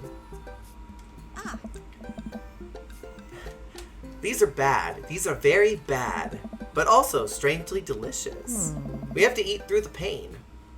We enjoy the fluorescent, cheesy goodness together until we're all out of not fluorescent cheese. So, something's been bothering me for a while. Can you explain memes to me? Sigh. Which meme? All the memes. Oh. Amanda sighs deeply and places her head in her hands. Dad, it's complicated. See, memes are inside jokes shared by a bunch of people that get less funny the more people do it.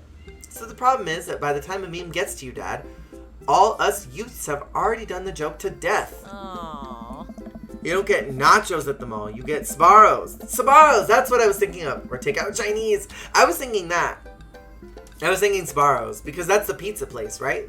That's that like one that always smells good but probably isn't very good. And they've got the cheesy bread too. Fluorescent cheese, but why? I know, Doctor, that's what I'm saying. Why fluorescent cheese? Oh shit, what up?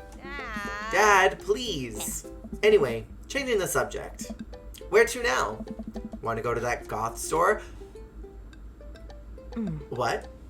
You know, the one that's all black and tries to establish itself as an anti-establishment despite being exact representation of the establishment. Hot Topic? Oh, Aunt Anne's? Aunt Anne slaps. Gotta have cinnamon pretzels. The pepperoni pretzel, though. Yes, I think it is Hot Topic, Dr. D. I don't know what store you're talking about. You know, the one where you can buy chain wallets and it's basically an assault on what people fought so hard against in the punk and hardcore movements of the 70s and 80s. Hot Topic. Dude, you gotta be more specific. The one you threw up in that one time. Oh, that one. Hot Topic. Oh, this is fully Hot Topic. Her daughter is dense. His daughter's dense? Why do you think she's dense? I like Amanda. Hey. There it is. You can still see the outline, kinda. I'm so proud. Speech. Amanda? Yes. Speech! Knock off Hot Topic. It's completely that, Dr. T. Speech, speech, speech, speech. All right, I'll do it if you stop chanting. Amanda stops immediately. I clear my throat. Thank you all for joining us here today to commemorate an historic moment that would forever shape history. On a day very much like today, some 5 years ago, our very own Amanda and Pierre had too much blue raspberry slushy on an outing to the mall. After begging her father to take her to Dead, Goth, and Beyond to buy rainbow suspenders, she proceeded to throw up all over the display of My Chemical Romance merchandise. Her loving father then had to pay for said merchandise, which to this day remains among our possessions. Thank you. Dead, Goth, and Beyond! Dead, Goth, and Beyond. I hate and love that. Oh. Amanda is moved. She begins clapping, slow at first, then faster, and more vigorously. Several other patrons turn their head. One of them also starts clapping. I bow my head. Oh hey, chain wallets! While Amanda busies herself looking at band t-shirts, I try to find something of interest to myself. Not much for a dad to look at in a Dead, Goth, and Beyond. Peruse the band t-shirts. Look at ironic mugs. Check the clearance bin. Dead, Goth, and Bauhaus would be super fitting, you think? What do we think? T-shirts or mugs? I don't particularly want to go to the clearance bin because there's usually junk in there. Let's go to the mugs. I'm suddenly stricken by an existential fear. If there's only one number one dad, then why are there so many mugs here that say that? This whole time, I thought I was the only one. If I'm not number one, where do I place on the global dad ranking charts? I have work to do. Look, this is very important to me.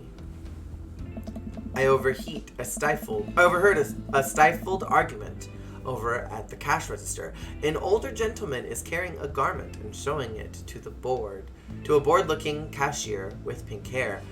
Damien, if I remember right, Damien's one of my favorites. My back hurts. Welcome in. How are you? I can see that. I don't know what to tell you, dude. I just work here. What?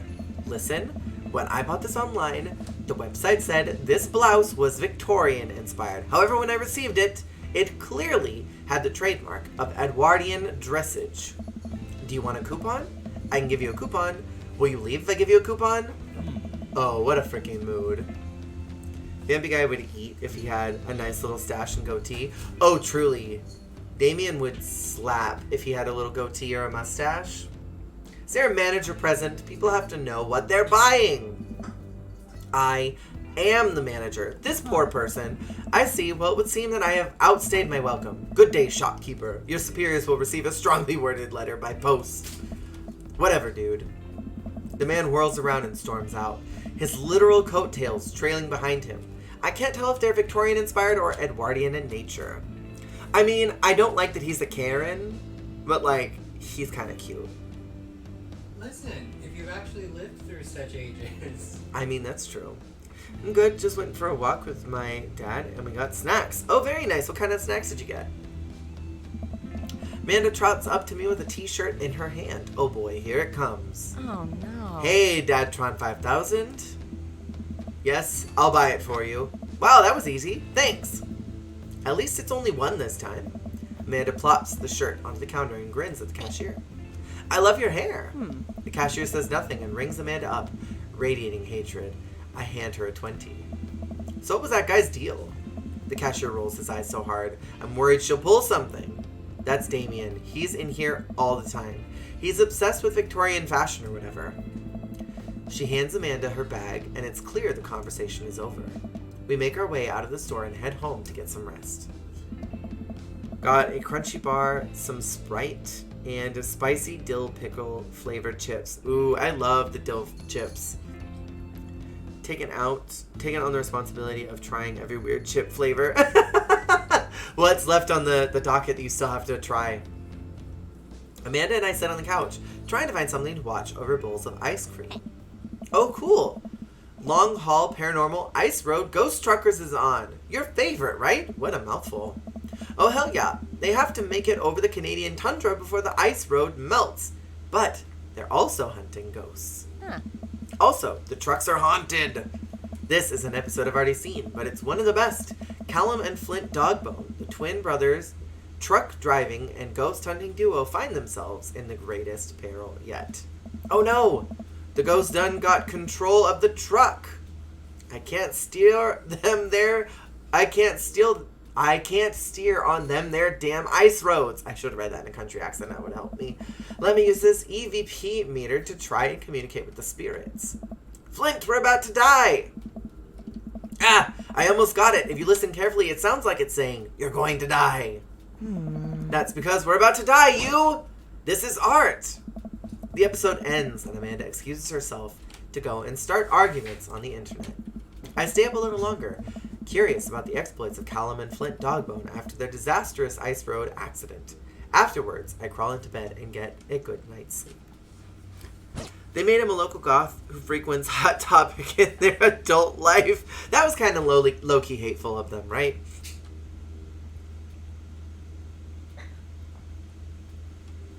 Don't have a list at the moment, just buying the weird stuff when I see it. Hey, that's okay though.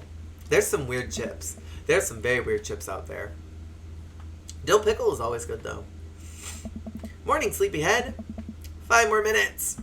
You have never, ever let me have 5 more minutes, so get up. Fine. Cozy, hello, welcome back. How are you doing? Go to Korean Grocer and they have lots of flavors. Honey chips are so good though, Darren. Those aren't even weird chips. Those are just delicious. Fine. Honey butter chips. Slap. We have cereal for breakfast and spend the morning putting together furniture.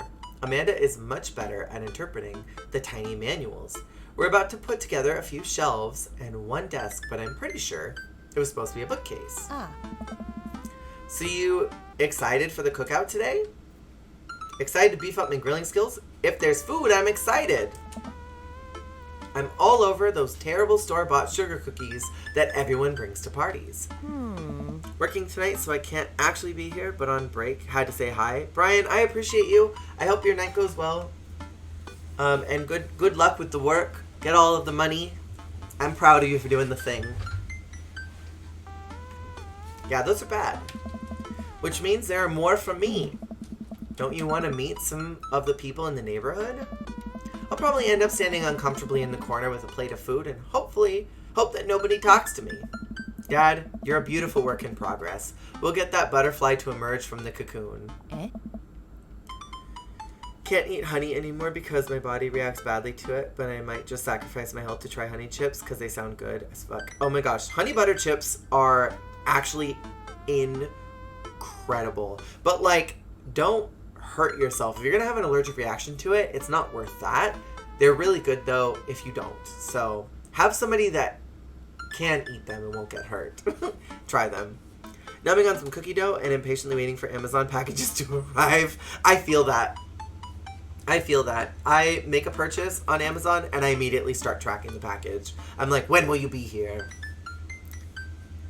They have so many other, there's so many other flavors. The social butterfly. Well, we better start getting ready. We definitely don't want to be late. It's not life-threatening allergic reaction. It's just very unpleasant. I don't think you should do it, though. It might make it worse. Also, what kind of cookie dough? Wait, no. We have to be fashionably late. Who shows up to a cookout on time? You know what? We're going early, just because you said that. No, I don't want to do that! I head out the door and Amanda reluctantly follows. We walk across the street to Joseph's house with a store-bought veggie plate. I'm a terrible cook if it doesn't involve a grill. I guess we're not as early as we thought we were. Joseph's backyard is already packed with people, and the smell of hot dogs wafts through the air. Small children run through a sprinkler, and adults chat in small clusters. If you don't try it, you won't be upset that you can no longer eat them. Sincerely, the man who is questioning eating Reese's, despite being allergic to peanut butter. Do not eat Reese's Cups, if you're allergic to peanut butter, I don't want you to get hurt doing that. They're great, but they're not worth death. Hot dogs or hot dads? Darren, why not both? Why not both? I set our veggie plate down on a table next to 2 other veggie plates. You miss them, though? I don't want to be like that person, but they're my favorite snack. I have them almost all the time. I think I have one a day, actually. Hey there, Joseph. I wave to get his attention. The moment he sees us, he jogs over, arms open wide. A hug. Welcome. I'm so glad you two are here. And you brought veggies. Oh, no. I skipped something. Hi. This is Christian and Christy. They're twins. Ah. They stare creepily and say nothing. They're like the kids from The Shining. I hate them. Throw them over a cliff. And now they have the ultimate peanut butter lovers. Wait! I have not heard of these, Cozy. I'm gonna have to look into these. But, Pokemon Sugar Cookies. Oh, that sounds good. The Shining Twins! Red rum! Red rum! Hey. Then, of course, there's our youngest, Trish. Wait, where is Crit? Wait, is it Krish? Yeah, it's Krish. Maybe Mary put him in his crib. A baby! It's the woman at the bar. It's the woman from the bar the other night. What is she doing here? I love Mary so much. Oh well, how could I forget my lovely wife, Mary? She hit on me and tried to get me to buy her a beverage. She wanted to check me out. She said she liked a man who liked his way around balls. Joseph pecks her on the cheek and she smiles. Ah, Mary, sweetheart, did you put Krish to bed? I'll have to go look for him. What? You'll have to... Joseph takes a moment to regain his composure. Oh.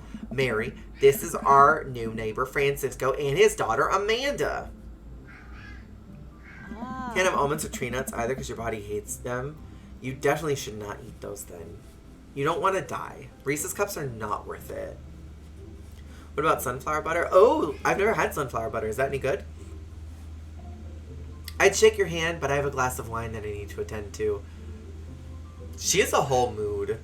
She's a whole mood. I love her too, Amanda. She is so fierce. Nice to meet you, Mary. Hey, Mar, thank you for the 100 biddies. How are you today? Imagine a Reese's with cookie butter. Darren, don't make my mouth water. I love cookie butter. I'm so good, Mar. We're playing some Dream Daddy today. We're meeting all the men in the neighborhood. I don't know if you are familiar with this game, but we're just getting to a barbecue. I think we're only on day 3. We're not very far in. For the first time I've met you, friend. Charmed. Well, I have to go over there now. She has a whole mood. She is a whole entire mood. Mary leaves. Oh god, this is so awkward. I wonder if Joseph knows. I wonder if Mary knows that Joseph knows. I wonder if Joseph knows that Mary knows that I know. What are you up to today, Marmar? Takes all of my energy not to run away from the barbecue and start fresh in a new city. My wife has a sense of humor, but please, you two enjoy the barbecue. All these guys are really excited to meet you. Amanda and I mill around and try some of the food spread out on the table. I pick at some deviled eggs. Hate deviled eggs. Amanda grabs a small paper plate and immediately begins piling it with baked goods. Just got home, so I'm trying to figure out what to cook. What are the options? What do you got as an option on here? I don't want to have to make friends. Aww. Come on, Dad. Who are you going to party with when I go off to school? But I don't want to have to do pleasantries. Also a mood. Dad. They're going to talk about weather. Dad. Go, do it. Make a friend. But how could I possibly abandon my only child at a social function? That's bad parenting. Yeah. You vote pizza? I always vote pizza. I always vote pizza. This plate of cookies is my new dad. Bye. Amanda shoves me into the center of the yard. Well, here goes nothing. I look around the party, and I'm surprised to see some familiar faces. Isn't that the barista from the Coffee Spoon? The cute one with the tattoos? Oh, dang, Robert's here. The man we boned down with. Didn't that guy throw a frisbee at my head? Isn't that the guy who was throwing a fit in Dead Gotham Beyond? Isn't that Amanda's teacher? Hey, I know Craig. But wait a second. All these people live in our cul-de-sac. That can't be right. I'd better investigate. Okay, we have a couple options here. Love pizza, but I had that 2 days ago. And spaghetti with meatballs sounds really good. Spaghetti, you could do that. Do you have the stuff for it? Spaghetti's always a win. We go talk to Robert and Brian. I don't really want to talk to Brian. He was kind of mean. And the day before, I could eat pizza every day and I'd be fine. I love pizza. Matt, Hugo, and Craig. I mean, I want to talk to Robert, but I don't want to talk to Brian. I just don't want to, like, make it awkward and be like, hi, the other night was fun, you know? Like, what do you even talk about when you just hook up with a guy at a bar? When you see them at a social function? Do you, like, go up to them and be like, hey, how are you doing? It's good to see you. What are you doing tonight? Go for Hugo.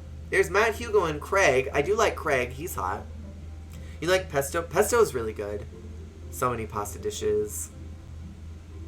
I had the most amazing chicken pesto. Panini today. Wait, that sounds good. The train? The train. What are you chewing about? What are you chewing about? Or Joseph and Damien.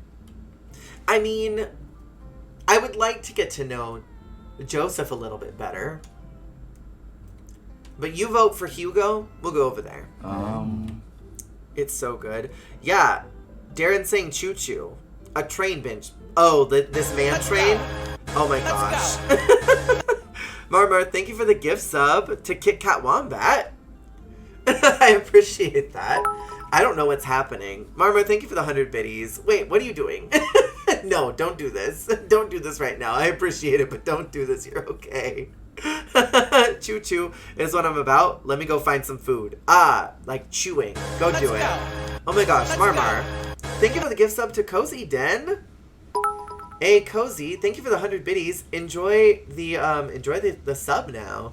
You have some cool emotes. There's now there's video and gift commands you can do as a sub. No more ads for a month. Marmar, thank you. You're so sweet. You do not have to do that. Hype, hype, hype. Hey, thank you. I really do appreciate it. I like how Darren was like, choo choo, and then left. Oh my gosh, Marmar. Thank you. For the 5. To Crab Bastion, to Crucial. Hey, Crucial's great. Very cute Doe and Emily Crossing, and to my bot. I love when my bot gets a gift sub. Truly one of the best. No, I'm glad when my bot gets something though. I feel like the train should have happened. I feel like it definitely should have happened. I don't even have a notification about it, but it definitely should have. That definitely should have triggered. There was like more than enough for it. Oh yeah, somebody else needs to, I think. Truly one of the best. Total of 3 people. You really don't have to do this though. You really do not have to do this. I freaking appreciate it. Oh my gosh. Thank you for the 10 biddies. Marmar, you're so sweet. Thank you. You just had your birthday the other day and you're coming in here and showering me with gifts. For a couple more hours. You're okay, Dr. D. You are okay. You give me so much. You give me so much, and I appreciate you for who you are. Seriously, Marmar, thank you. I hope your pasta is delicious. Thank you for all the gift subs. That is seriously so kind of you. Hey, Kit Kat, yeah, you got a gift sub. Enjoy it. You get some cool emotes now. No ads for a month anytime you pop in here. That's okay, Dr. D. You're absolutely amazing. Absolutely amazing. Thank you. Seriously, so much. Matt and Hugo seem to be embroiled with an intense discussion. Craig looks on, smiling politely. I walk over to say hello.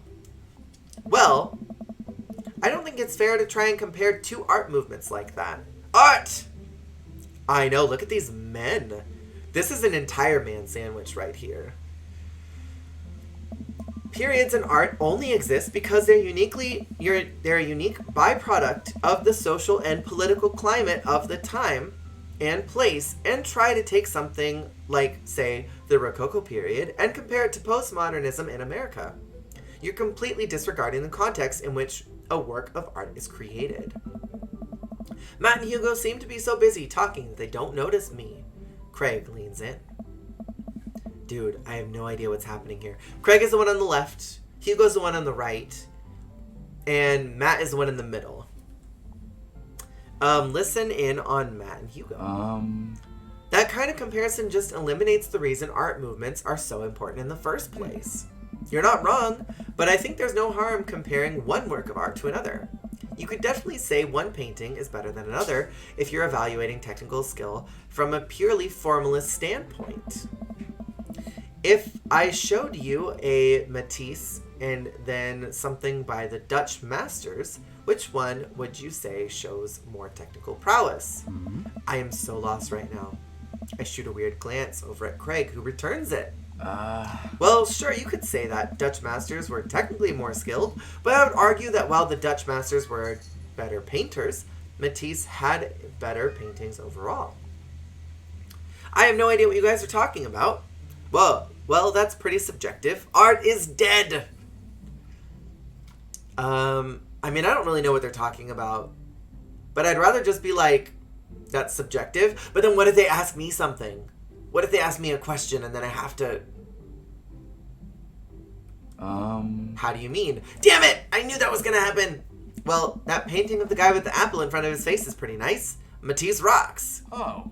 Keep it going. Flirt! I want to keep flirting. I want them to take me to Paris. Right. Art. Sorry. You're fine, dude. I don't know. We were just discussing the important context when talking about artwork. Just had an old coworker text me asking if I could be a reference for them. Hey, that's a very nice compliment, though. Listen, all I asked was if you liked Van Gogh or Picasso better. Hugo throws up his hands in frustration. But they represent two completely different art movements. How could I possibly choose between the thick, creamy impasto of post-impressionism and the abstractionist beauty of cubism? Thick and creamy in front of my salad? Man, that's all way above my head. Cubism. Me too. It's all good, man. The coolest thing about art is that we all perceive it differently. A single piece could have a totally different effect on each person that looks at it, and that's awesome. Nice. Just 1 minute about that. Hugo, please. Oh. Sorry. I get really fired up about art stuff.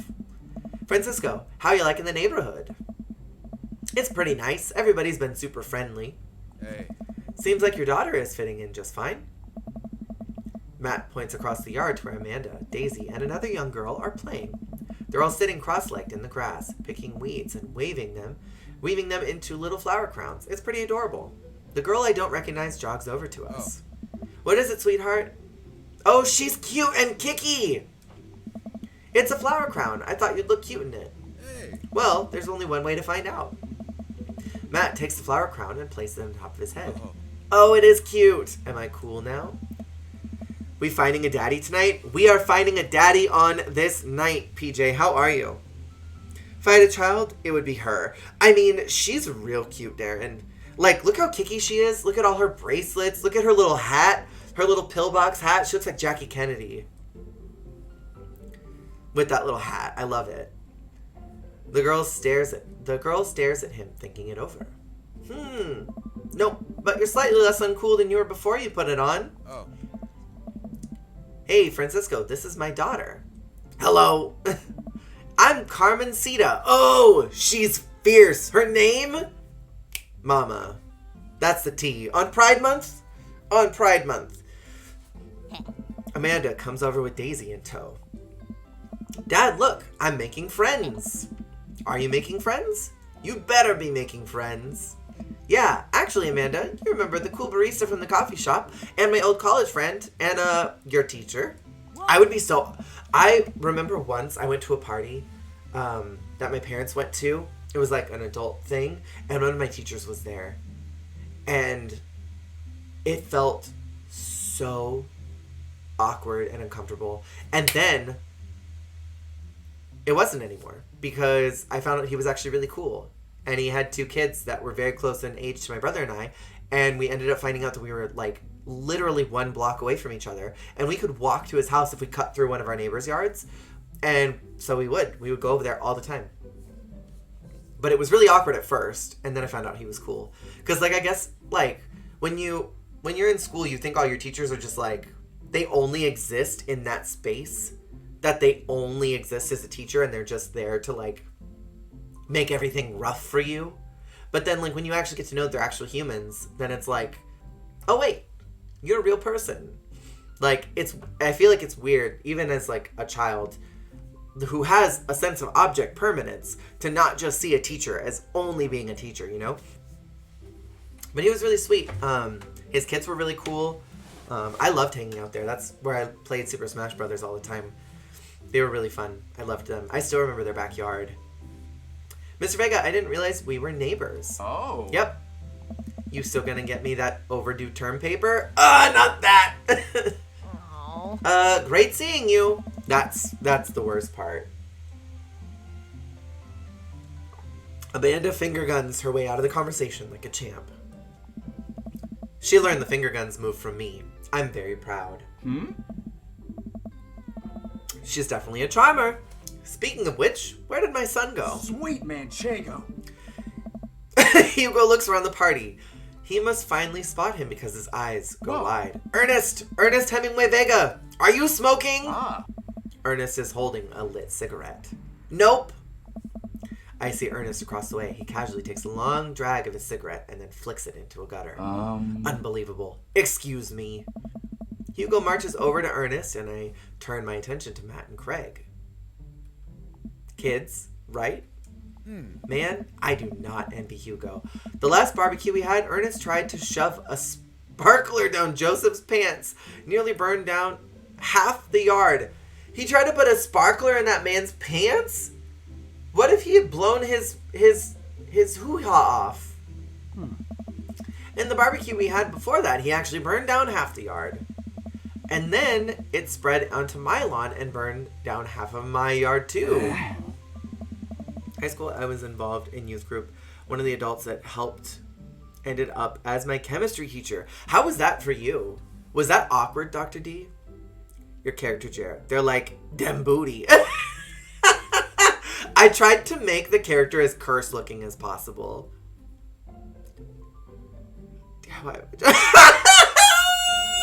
No, not that. My back hurts. That's so funny. Oh my gosh, look at him.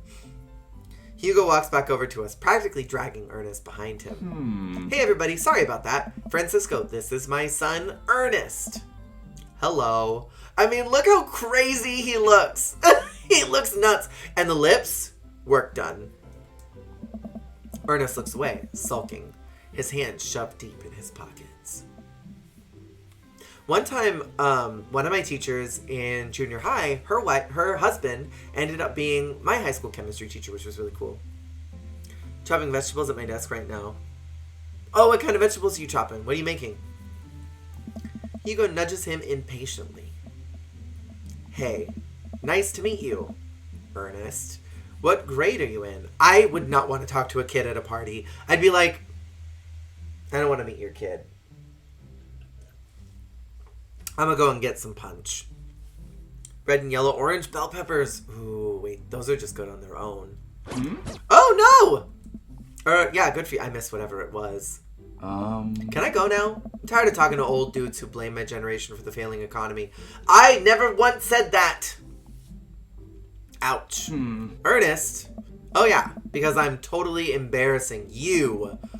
Ernest puts earbuds in and storms off to stand in the corner. Well, that was certainly something.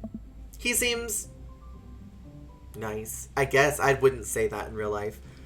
Don't know what I'm going to cook, but they need to be chopped or else they will go bad. You could just eat them on their own. Very awkward. No getting away with not doing the work. And I had always called her by her first name, but in class I had to be formal. I do see how that would be awkward at a certain point. Like when you're used to calling somebody by their name and then suddenly you have to be like professional. It's like, I know you though. I know who you are. That's how I felt about our neighbor. Like, it was like, you've made us pasta. You picked us up from school and took us home. Like, how am I supposed to be super professional around you? Hugo puts his head in his hands and sighs. Oh. I'm so sorry. He's having a really rough time. You don't have to apologize for your brat kid. You should apologize for him burning down the houses, but not for him being a brat. As much as I want to be the cool dad, I have to be an authoritarian dad, and he clearly resents me for it. I mean, you don't have to be. You can be both. You can be, like, strict and nice at the same time. That is possible. I mean, I think as a dad and a teacher, that's about as authoritarian as you can get. Honestly, are any of us cool dads? Is it even possible to be a cool dad? You can put him up for adoption and run away with me. That's what I want to do right now. I fully want to parent trap. What is her name?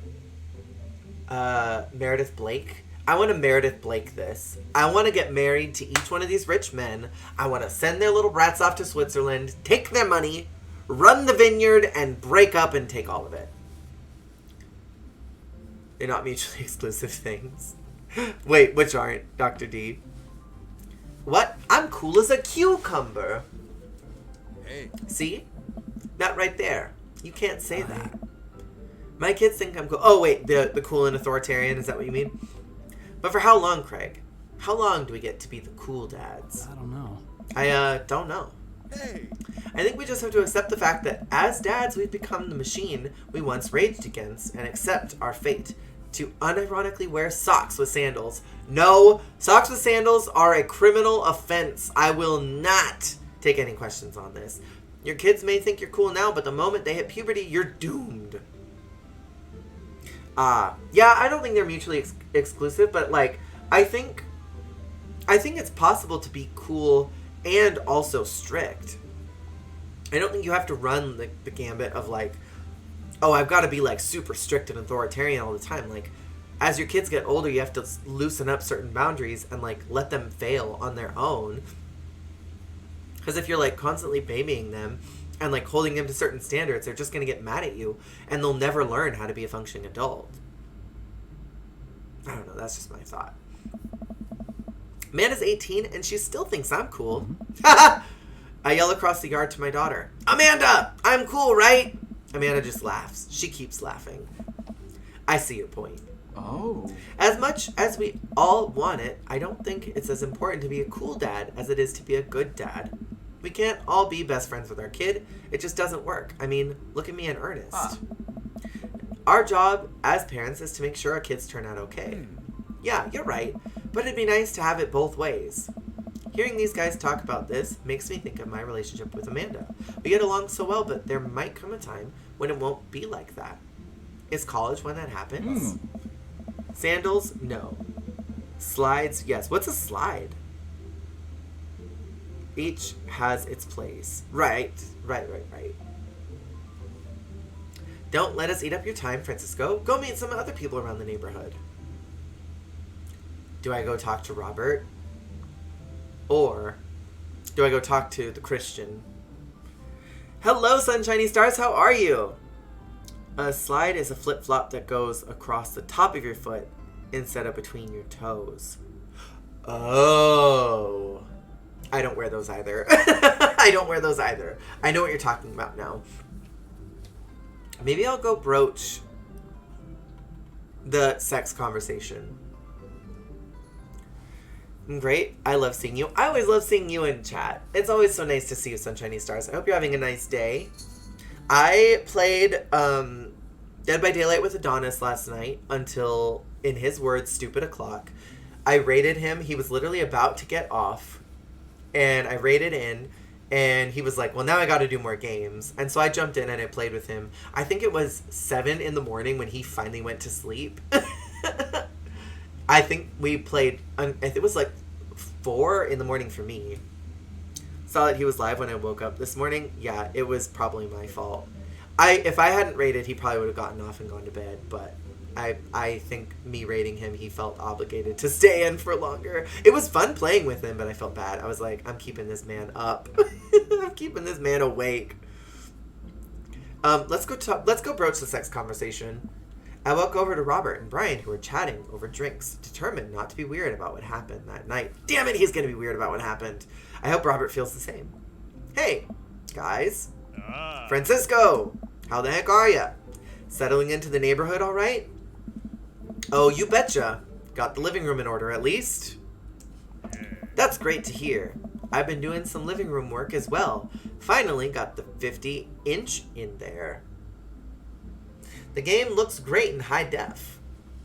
No, don't worry about it. He's a DVD addict. He is. He truly, religiously is, and I'm very happy for him with that. I was very happy for him. I did feel bad, though, but I'm like, he would have probably stayed up and played anyway. Like, realistically, I probably would have seen him on Steam until late anyway. My friend Adonis, he's also a streamer. He's pretty great. Very nice ally. And he's beautiful. Francisco, have you met Robert? Yes? Yes. I believe we met briefly. Hey. Robert takes a long sip of whiskey. Robert robotically extends a hand. I shake it as he stares unblinking into my eyes. Oh God, what does it mean? Crimson, thank you for the 9 biddies. I appreciate you. Does this mean DBD tonight? I mean, we can DBD tonight. Yeah, he would have. He completely would have. Adonisaurus, he's great. Tricked you. You did. I'm used to the 10. It's okay, Crimson. I'm used to the 10. Wait, how's packing going? Why are you here? I love you, but why are you here? I thought you were leaving soon. It's good. Robert focuses on the whiskey he's holding. He takes a long sip. Great. Look at my friends becoming friends. Us dads gotta stick together, you know? You're mostly done packing? You're leaving in the morning, right? Us dads? Robert has a kid? Oh, I didn't know you had kids. Robert continues to stare at me. Jesus, does this guy ever blink? He must have had a real good time the other night. You leave tomorrow. Are you streaming tonight? Or are you not doing anything tonight? Cool, that's cool. We stand in incredibly uncomfortable silence for several moments until we gotta get off this haunted truck. Oh no! The ghost locked the doors! Daisy and Amanda run up to us. Thank God. Last bit of packing is your stream stuff. Got you. Crimson! Ooh woo. Ooh woo. When you get back from your trip, I would love to see more Leon art. All the Leon art. You don't think you're streaming tonight? Do you want to play some Mario Kart? Are you busy? Do you want to? We're going to play probably around 8. Daisy and Amanda run up to us. Thank God. Hey! Quick, hit the emergency escape button. But trucks don't have emergency escape buttons. Then hit the brake, I guess, and then we'll get out of the truck. The imaginary truck. Anyway, we're safe from the ghosts. But how will we ever survive this Arctic tundra? Daisy, you might have to eat me. Are you prepared to do that?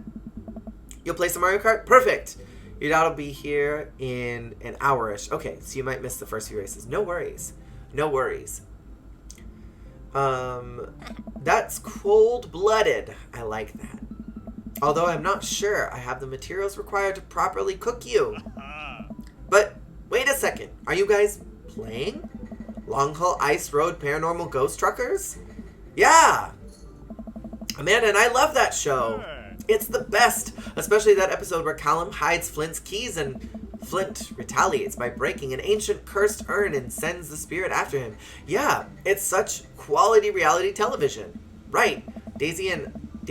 Oh wait. All right, Daisy. I found us a couple of bugs. They're gonna make a great meal. Lots of protein. Gonna keep us from starving out here in this harsh, icy wasteland. But there's a whole table of food right over there. Daisy, it's a game. We're playing pretend. It's what kids do. Live a little. Amanda gives Daisy a handful of gummy worms from the snack table. They eat them with mock disgust. The teacher I was mentioning, the kids that he had, we used to play this game where we were like detectives, like the Scooby-Doo gang. And we would like walk around the house in the backyard and we'd be like solving cases and mysteries and we'd all be like role playing our characters and like trying to solve these. I ended up writing like a whole bunch of like short stories about the little fake adventures we get into. Being a kid was fun. I miss that. Let's go find kindling for a fire. Yeah. Okay, but not an actual fire, because we're playing pretend. Now you're getting it. Daisy and Amanda run off. What a cute couple of kids. I turn my attention back to the conversation, but wait, where did Robert go? I skim the party and finally find him in the corner talking to Mary. Does he not want to talk? Kindling for a fire? Stranded Deep? Oh my gosh, Stranded Deep. I haven't played it in so long. Man, I've never seen her get along with anyone so quickly. I snap out of my Robert-induced haze. I guess Amanda just sort of has a way with kids. Back with pizza and breadsticks. That sounds good. What kind of pizza did you get? That's kind of amazing. Daisy doesn't really get along with kids her age. It's nice that he's not trying to one-up me this time. Maybe we can have a regular friendship after all. I love pizza. I want pizza right now. Really? She just kind of keeps to herself. Her teachers say she spends every recess in the library. I think the other kids are intimidated by her intelligence. There it is. I wouldn't worry about it too much. Amanda was shy at Daisy's age too. She used to have a habit of crawling under tables and crying every time we took her to a restaurant. Dream Daddy, this game is so wholesome. I know, right? I know, Q. It's so good. I love this game. I love it so much. We got boogied down. We got laid at the very beginning by Robert, which I didn't realize could happen. We're only like on day 4 or something. We're at the barbecue day. It's like very early. Still kind of like meeting everybody and like getting to know everyone. And I made my character look like a crazy person because I thought it would be funny. Also, why is Brian going to be me in 10 years? You think so, Dr. D? Oh, kids, right? Gotta love them. You're required to by law. Well, since we're getting along so well, maybe we should try to put together a little play date for them. Yeah, that'd be nice. Well, I don't want to take up too much of your time. Go meet some of the other fellas. I want to go talk to Robert, though. I guess we'll go talk to Joseph. I spot Joseph chatting with a guy from Dead Gotham Beyond by the grill. I wonder what they're talking about. I walk over to them. Like, it was marketed like it was a joke, but when people played it, people were surprised. Like, I don't expect to have these feels. I know, right? I only played it through once, and I think I dated Craig all the way through because I thought he was hot, because he objectively is the hottest one. But now I'm playing it again, trying to play the field a little bit more, and, like, it's such a cute game. The relationship with Amanda is what I like the best. Bacon bits, jalapeno, pepperoni, and Italian sausage. Damn, that is a loaded pizza. That is a loaded pizza. It'd be lovely if there was some stuffed crust in there too. That would make it perfect. So, I'm curious, can you walk me through why you had your house painted black? Joseph is the only one I'm doing a voice for, by the way, because I feel like he's an old Southern man. I know, Amanda's a gem, a precious gem. How many times have you played it, Q? Or have you just watched it? I think I've only played it the one time, so like I'm excited to get back into it. Where do I even start? The house stays warmer in the winter. It provides an artistic contrast to the rest of the neighborhood, and it complements the crimson interior perfectly. Crimson!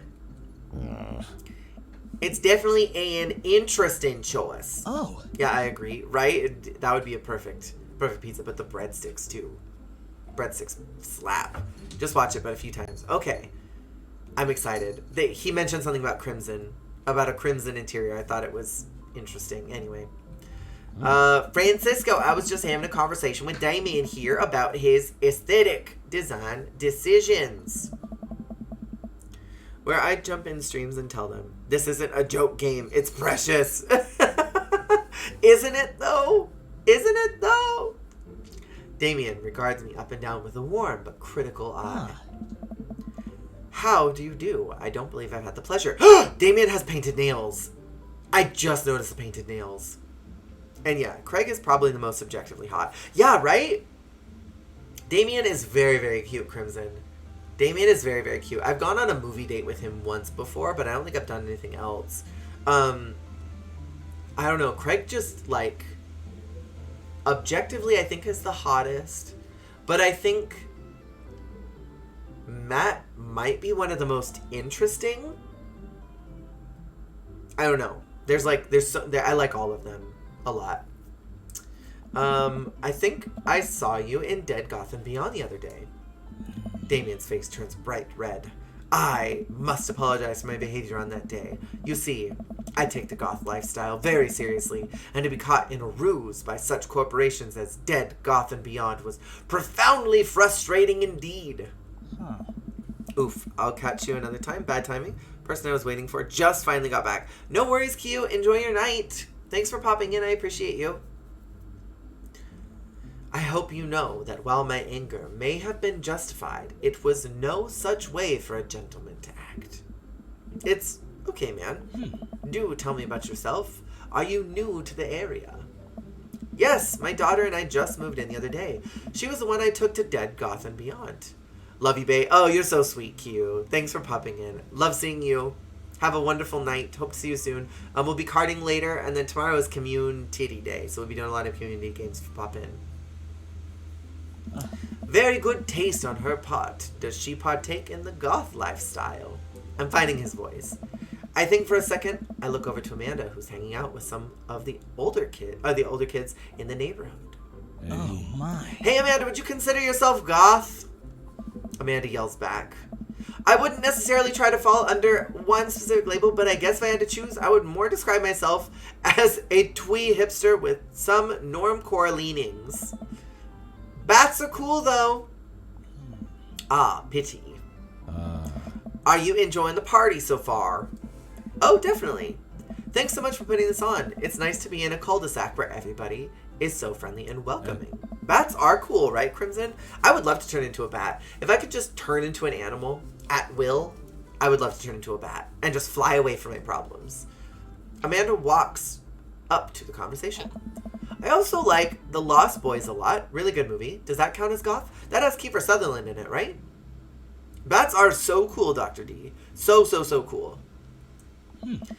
That it would, my dear. I don't believe we've had the pleasure of meeting Damien Bloodmarch at your service. Damien finishes the sentence with a flourish and a bow, producing a single rose, offering it to Amanda. Where was he even holding that? Amanda blushes and returns the gesture with a curtsy. Damien can take me too. My, do you know how to treat a lady? Huh? Hello, Amanda. Oh no, the Shining Kids! Seemingly out of nowhere, Joseph twin kids appear. Are they speaking in unison? Hey, won't you come play with us? No! Get out! Get out of the house! Come play with us forever. Guys, enough with the creepy twin shtick. We talked about this. Joseph kids are pure chaos. I want to throw them over a hill. Where do you think they got that from? Mary pops into the conversation, wine in hand. I don't know. Mary takes a long sip of wine. Oh. I think I might have taped over a VeggieTales VHS with The Shining. Who knows? I like Mary Crimson. I like her a lot. She's fierce. She takes another sip of her wine. Where's Trish? Come on. Wasn't he with you? You had him a moment ago. He's probably stuffing dirt in his mouth. He'll be alright. Toddlers are pretty resilient. Come play with us, Jer. No! You hate Mary? I think she's fierce, Crimson. I love her. Look at that slight contour. The nude lip. The brown, the taupe, not even brown, the taupe eyeshadow. Those brows that go up to the hairline. She's not having it. And then the black earring. The headband. She is the moment. She's an icon. She's a legend. And she is the moment. Mary tips her glass to me. Ain't my first time to the rodeo. It's my fourth. I have squeezed 4 little. Sweetheart, would you do me the favor and find Krish? That would be great. Oh my god. I'm sure he's fine. Mary. Okay, jeez. Mary finishes her wine and wanders off. Plus, she had to have 4 demonic children with this blonde man who does have very nice hips that don't lie. But you can tell he's got some very repressed issues, and he's taking them out on her. I would be upset too, and I'd get wine drunk all the time. And I'd secretly hope that my kids ate enough dirt that they would bury themselves in it. Secretly. Dad, can we go now? Lucian, have I introduced you to Francisco yet? Hey, it's that punk from Amanda's school. I remember you! Whatever. That's no way for a young man to speak to his elders. Be polite. You got that feeling as well? Right, Dr. D? Like, it's so clear. Ah! I dropped my controller and George tried to come and take it. It's so clear that Joseph is taking out whatever repressed homosexuality that he's got buried deep down on his wife. Because notice, he's the only one that's got a wife. And, like, they've got these 4 kids who are all named after things bearing on Christ. She clearly is not really into the religion thing, but it seems to be very much his aesthetic. They're dressed like him. They're not dressed like her. Her color palette is in blacks. And he's all in, like, these bright pinks and blues. And, like, he's taking everything out on her. I would be upset, too. I'd be like, I literally got married to a gay man who doesn't love me and never will love me and named all of our kids after Christ. What have I done? You know? I can't leave. There's nothing I can do. I can't just go. If I leave, then I abandon 4 children that I made. Kids maybe that I don't like. A cult. It's very culty. Very controlling. That's why I like her. Because she's like stuck in it, but she's like, whatever, I'm going to make the best out of this, I guess. Get wine drunk. Repress the feelings. You still don't like her? That's fair. You don't have to like her, Crimson.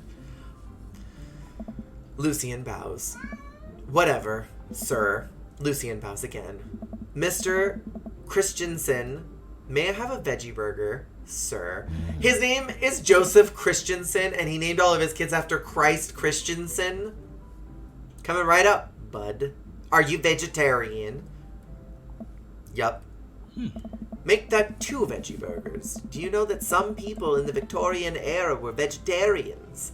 They described carnivorous type people as bloodlappers. Dad? That's really interesting, Damien.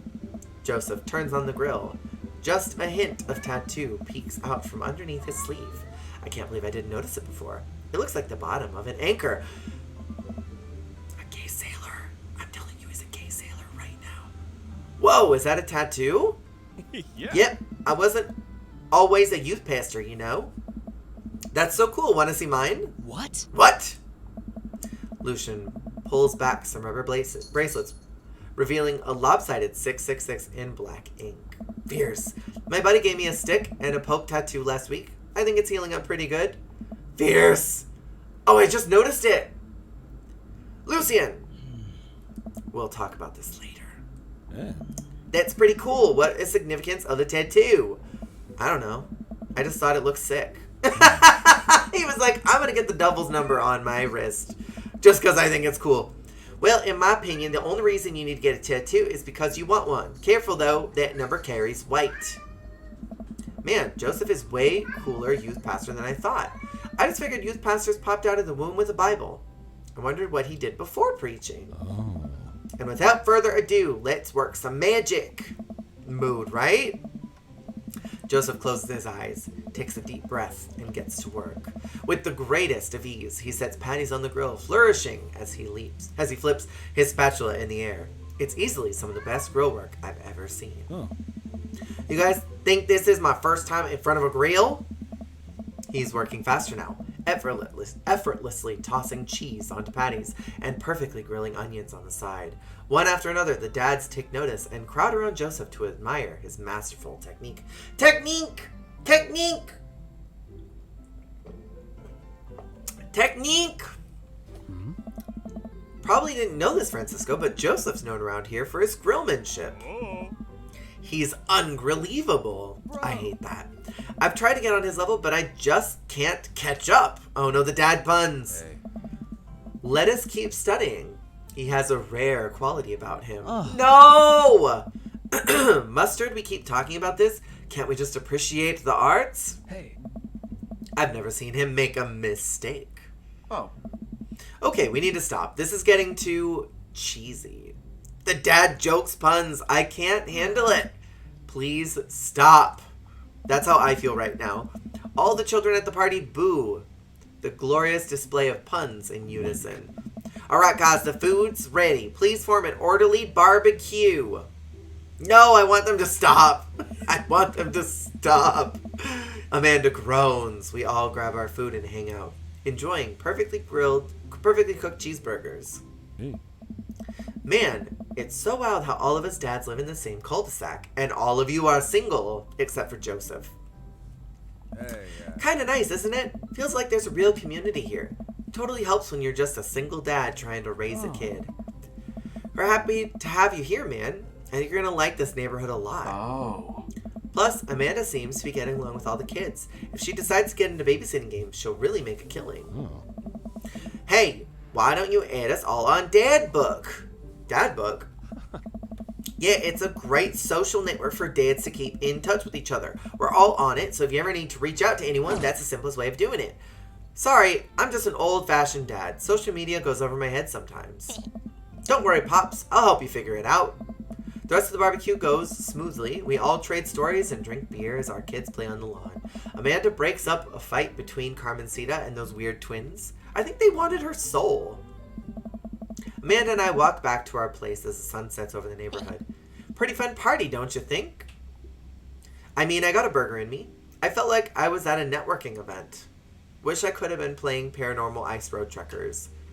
I mean, I feel like I was at a networking event. I'm gonna get LinkedIn notification out of this. I just know it.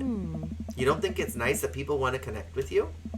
Not when their affection jams up my inbox, metaphorically speaking. Well, hey, at least you met some other cool dads. You should hit them up on Dad Book. Maybe I will, if I ever figure out how social media works. I have a good feeling about this place. Me too, Dad. Why am I zooming? I'm not meaning to. I keep accidentally pressing it.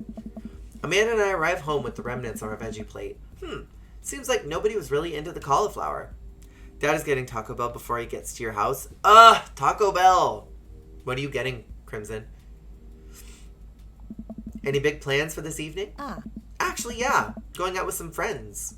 Oh? Is that okay? Of course. Just keep me posted and be home before midnight. You had that for dinner? You love Taco Bell, don't you, Dr. D? A burrito and a soft taco. The potato burritos are everything. I haven't had one in so long. You got it. And be careful. Yeah. I will. Make good choices. Of course. And call me if you need anything. Dad, you're not going to do the thing where you wait silently for me to come home in the living room with all the lights off, are you?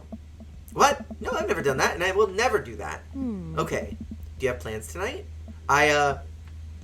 My plans were kind of to eat ice cream and watch TV with Amanda, but I'll find something to do. I'm gonna work on stuff, see how long I can sleep for, or throw a party. What should I do? Should I work on stuff, see how long I can sleep for, or throw a party? Sit in the dark and wait for her to come home? I should do that. I should, in fact, do that. Wait, can I actually throw a party? Hopped out for a bit, but I'm back. Welcome back, Cozy. Should I throw a party? I'll see what happens. A real rager. All the other dads in the neighborhood are invited. I'll see if I can get you a spot on the list, but honestly, it's looking tight, and you may just have to wait in line. I know the guy at the door. I'll get in, no problem.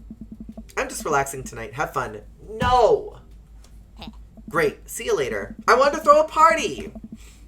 How you doing, Cozy? I watched Amanda drive off into the night. I really do hope she has fun.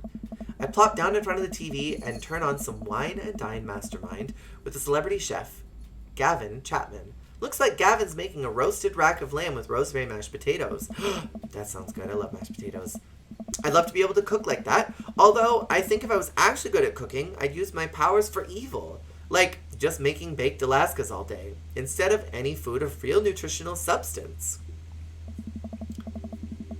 Why even give us the option, right? Why even give us the option if we can't even choose it? Gavin just caught that thing on fire, but he meant to do it. What a professional. I lose track of time as I blaze through several episodes of Wine and Dine Mastermind, and also one episode on some cooking show called Meat Hell. I'm not even sure what that one was about. It was just a lot of yelling. I glance at my watch. Man, it's almost midnight. I should check in with Amanda. I sent a text. Hey, kiddo, you good? I wander into the kitchen as I wait for a reply. Amanda's phone is almost always in her hand, so I'm sure she'll reply soon, unless she's driving home now, in which case, she doesn't respond soon because I definitely taught her better than to text and drive. Reach into the freezer and grab an ice cream sandwich. It's a little late for this, but I think I earned it after a long day of socializing. Feels like the do you want to join Team Rocket all over again. Right? He's panicking about her. He is, but like, I wanted to have a party. I check my watch again, and then my phone. Nothing yet. Okay, now I seem worried. Do I call her? Do I call the cops? No, it's too soon for that. I'll just send her a gentle reminder text. What's up? Half an hour passes. Now I'm really worried. The episodes of Gavin Chapman's Meat Hell are not only assuaging my anxiety, but possibly exacerbating it with all the yelling. So I keep pacing around the house waiting for her to come back. Why didn't I find out where she was going? Who was she even with? Why don't I know any of her friends' phone numbers? Why don't I even know any of her friends' full names? I would really be worried. I would truly be worried, especially like if I didn't even know where my kid was going. That would have been the first question I would have asked. I'd be like, where are you going? Who are you going with? Because you're going out at night. You're a kid. And that's fine. You're a kid, though. And I want to make sure you're safe. And if you're not safe, then I can be there to help you. I decided to send her another text. Also, I would be furious if I was like, okay, listen, you are almost an adult. I get that. But you are a child. You are living here in this home. And I asked you to be home by midnight, and you weren't. When you're living on your own, you can go do whatever you want, but you're living here. And I'm paying for your food. I'm paying for your car. You need to respect the rules and the boundaries that are here because you have to be able to have boundaries as an adult. And that's what I'm trying to teach you. And also, I'm trying to teach you respect. Amanda, please text me and let me know you're okay. Plus, the thing that goes to your brain is, like, what happened? Like, especially for a kid in the middle of the night, like, anything could be happening. And as a parent that doesn't even know where they went, you'd wonder the worst thing. Like, did they get murdered? Did they get taken off to some shack up in the Northwest and now they're getting slowly picked apart by vultures? Like, what's going on, you know?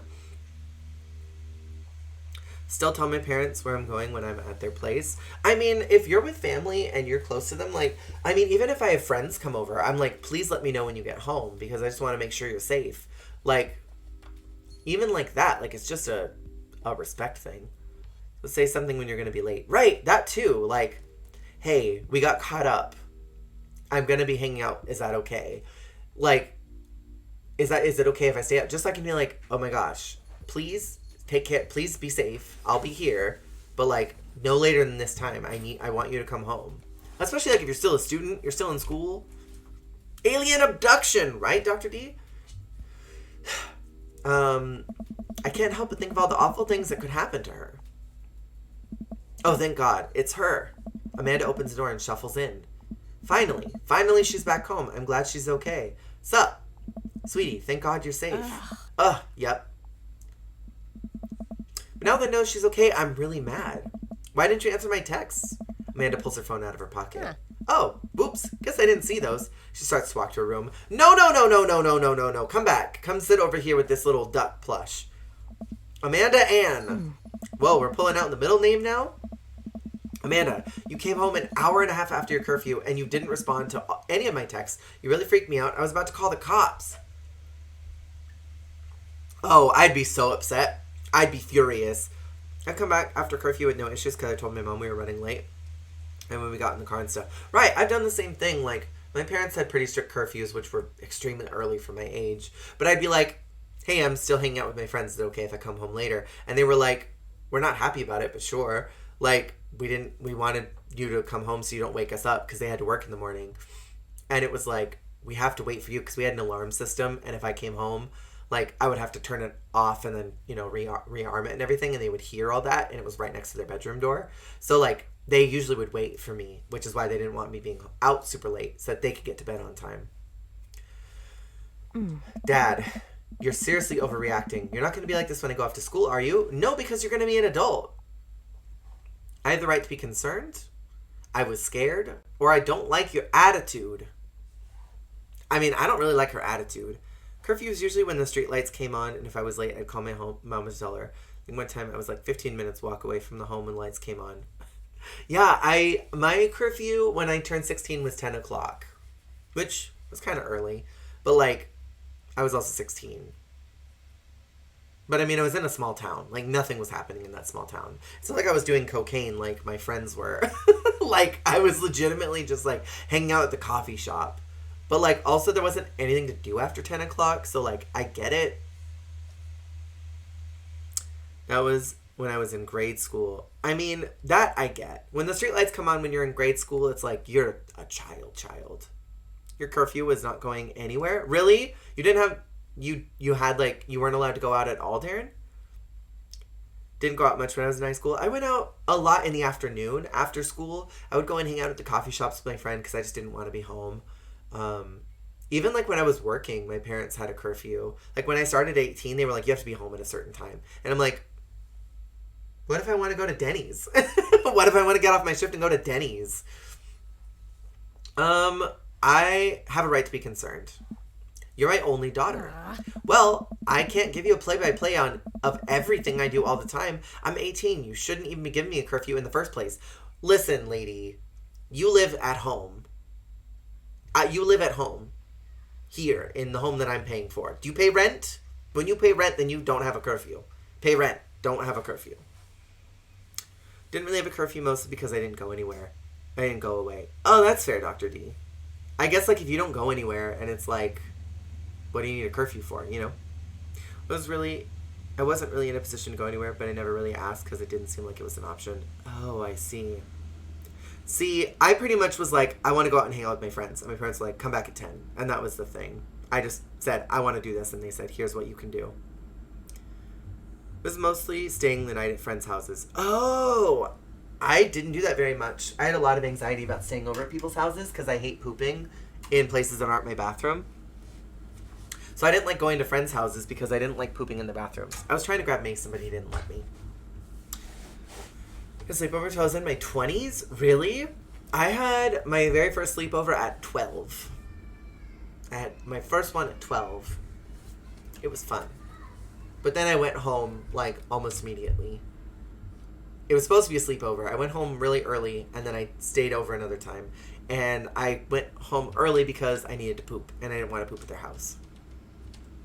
She could be responsible and let us know that she was running late. Maybe she wouldn't need a curfew, right? Or if she was paying rent. I sit down on the couch and put my head in my hands. I feel very tired all of a sudden. You really scared me. Just please don't do that again. All right. I'm going to go to bed now. That conversation was not resolved. Amanda closed the door to her room, and I head to mine. Jeez. As I'm falling asleep, one thing she said keeps echoing in my mind. You're not going to be like this when I go off to school, are you? I definitely didn't sleep well last night.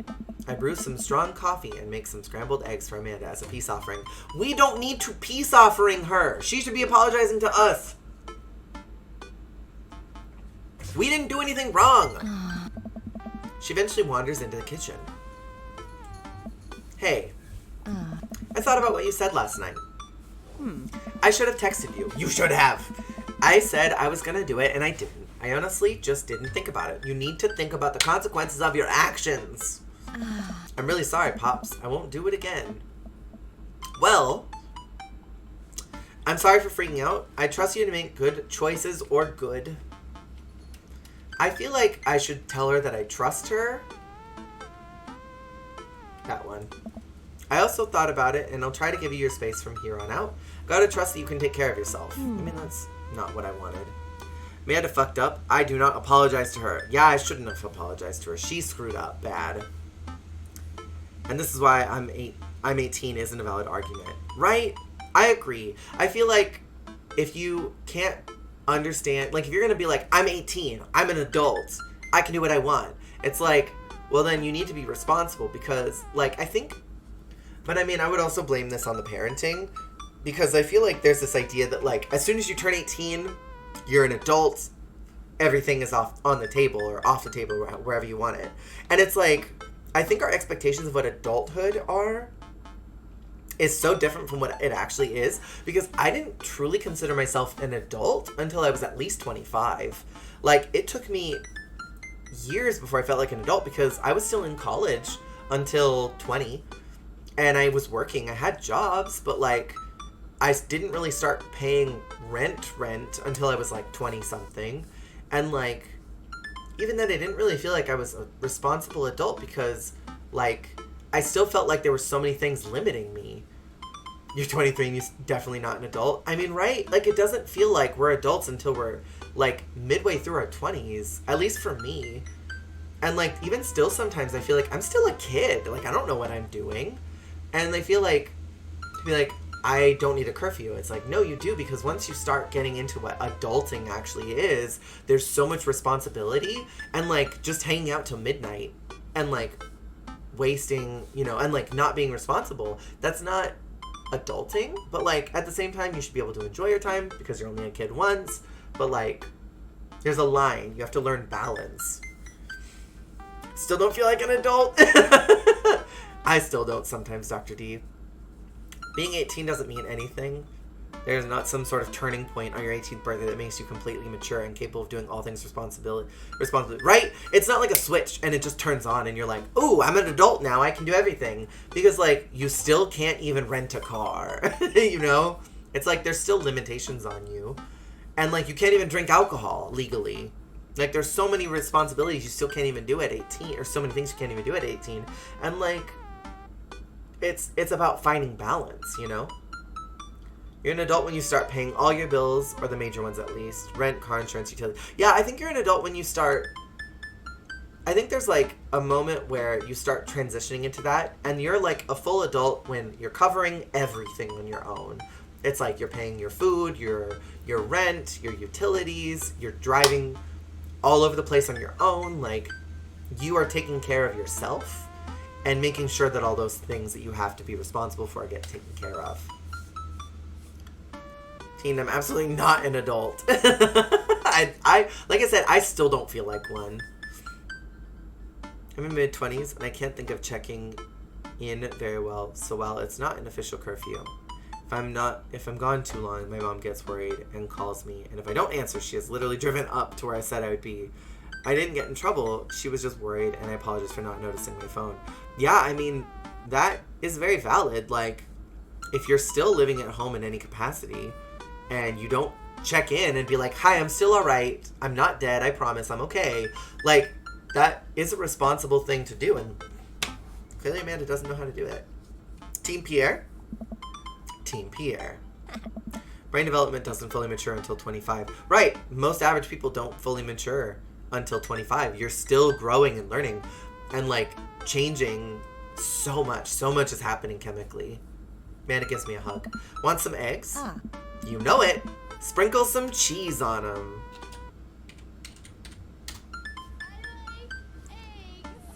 Already did. Bless you. Amanda scarfs down the eggs in the time it takes me to wash the pan. Alright, I'm off to school. Smell you later. The brains aren't done becoming full brains. Right, they're not. They are not done. Wait, one more thing before you go. What? What's Dad Book? It's a social media platform. 23 sucks. Everyone breaking my heart or getting on my nerves. That will happen for a long time. That doesn't stop at 23. Unfortunately.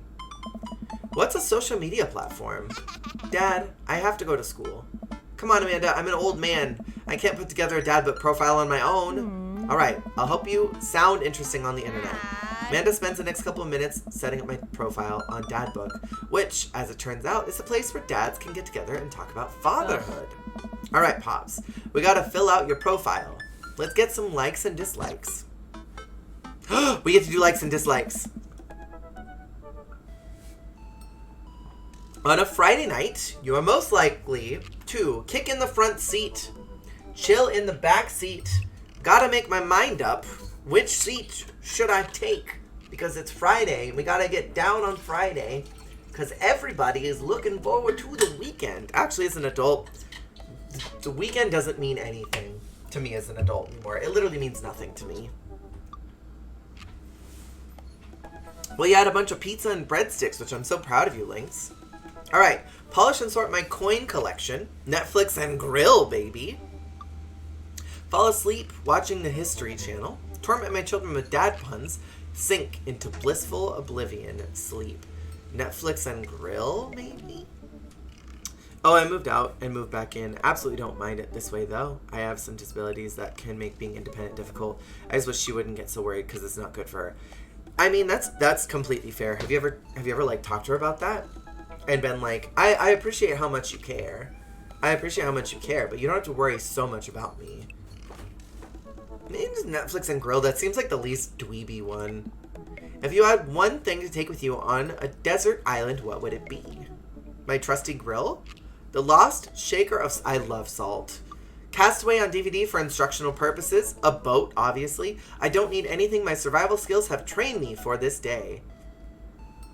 A boat so I can get away? What are your turn-ons? Strong dad arms. Tennis shoes. Ew. Well-manicured lawn. Street smarts. Top-tier grillmanship. Comfortable with crying. I mean... Are we talking about sexually or emotionally here? Because, like... Or I guess physically or emotionally. Physically, nice arms can make or break something. Or comfortable with crying because, like, emotionally, Hey, Dr. D, thank you for the 100 biddies. I appreciate you. You didn't have to give me those. I appreciate that. Arms are crying, people. Link says arms. Although I do think it is attractive when someone is not okay, or is not afraid to cry. Or lets you cry. Arms. Crimson says arms. Link says arms. We're doing arms. What did you want to be when you grew up? Technical writer for Manuels and Instructionals. Salty boat captain. Pro skater who is also an astronaut. A good father. Or the president of space. Bone-breaking hugs. A nice, solid grip on my throat. President of space. I want to be a space president. I want to be Queen Amidala. What's your favorite movie genre? War documentaries, Sean Connery's entire filmography, anything on Laserdisc, rom-coms, whatever will make me cry, old comedies that haven't aged well. Wouldn't have it any other way. You want to be would you pick pro skater in this, Darren? I mean, of these, rom-coms are probably the only thing that I'd be, like, down to. Even though that's not my favorite genre. I'll do that one. What's your ideal date? Napping together, I don't know if I'd love that. Doing a 1,000-piece puzzle together, that actually doesn't sound horrible. I don't know if that'd be an ideal date, though. Eating a healthy dinner at 4 p.m. I said a healthy snack, Rebecca. Trying to geocache, but getting hopelessly lost. I don't actually mind that. I do have to say, I don't mind getting lost. Arson! Being emotionally vulnerable. It's between trying to geocache, getting lost, or arson. It's one of those two. We're pretty much come to an agreement that is what it is. Trying to find some things that make my phone difficult to ignore, like maybe a headset, but I haven't found something reliable yet. In fairness, the last time she drove up the hiking area, it was raining really hard, and I have physical disabilities and asthma, so I do understand. I mean, that completely, totally makes sense. Getting lost is fun. Burn this bitch down. Real dumb. What is geocache? I'm not 100% sure, but getting hopelessly lost sounds fun.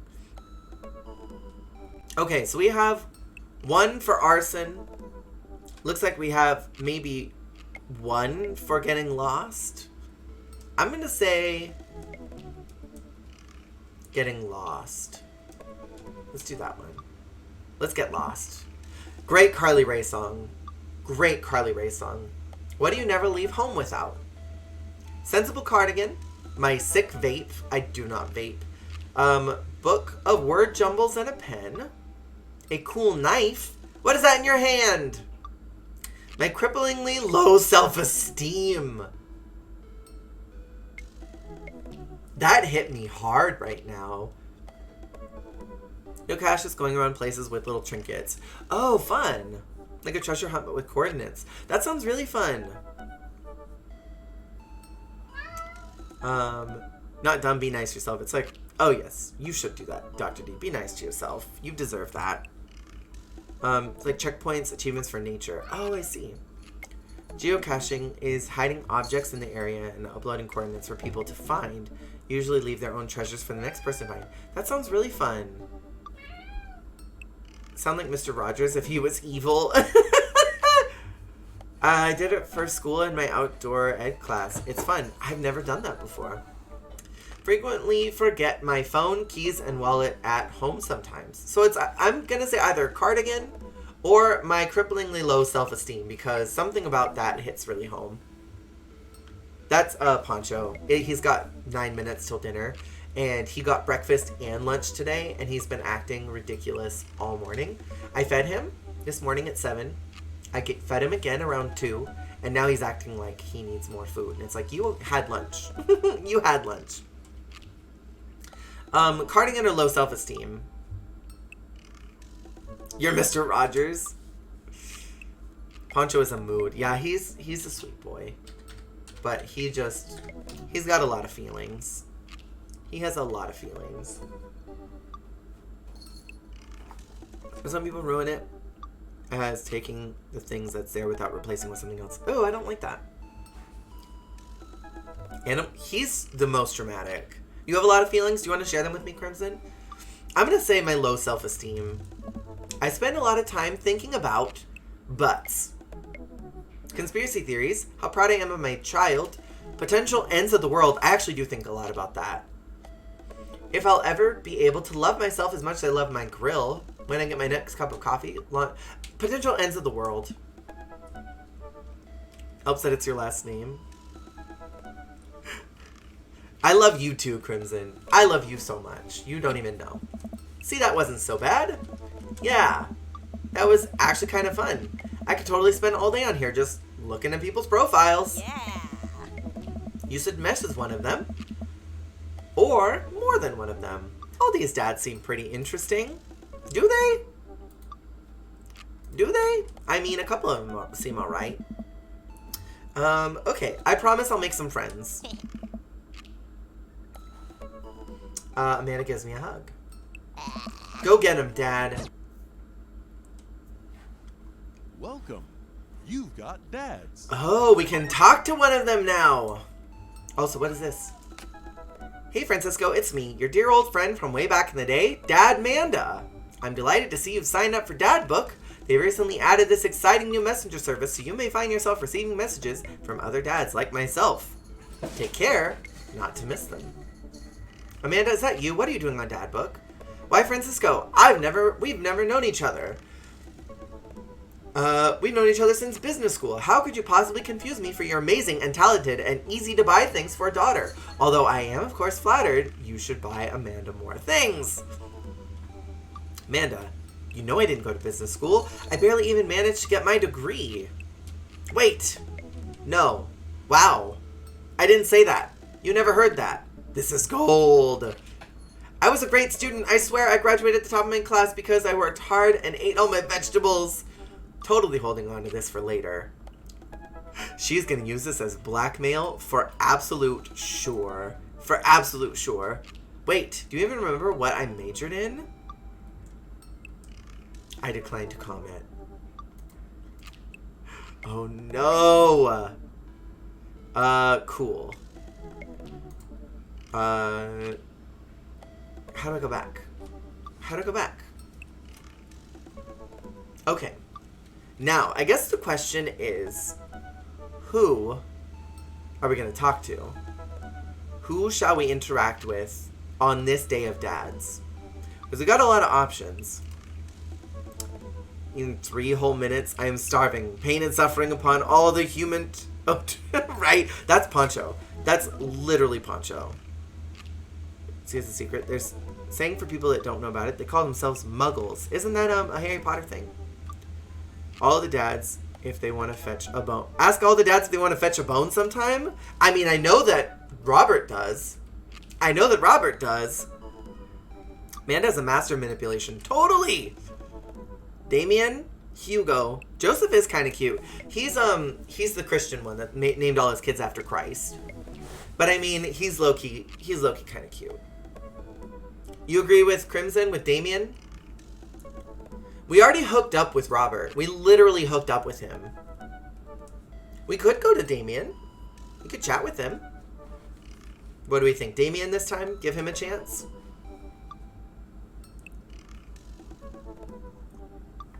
But also, yeah, Joseph is cute. Damien? Alright, let's do it. How do you do? I finally decided to join this information superhighway. I'm not entirely sure how this works, but I will try my best to understand. I love long strolls through the graveyard, spending time with my son. If you would ever like to chat about the latest Victorian fashion, the inevitability of our own demise, or black cats, please send me a letter. I love black cats. I love thinking about the inevitability of my own demise. On a Friday night, you're most likely to listen to a true crime podcast while I taxidermy my newest specimens.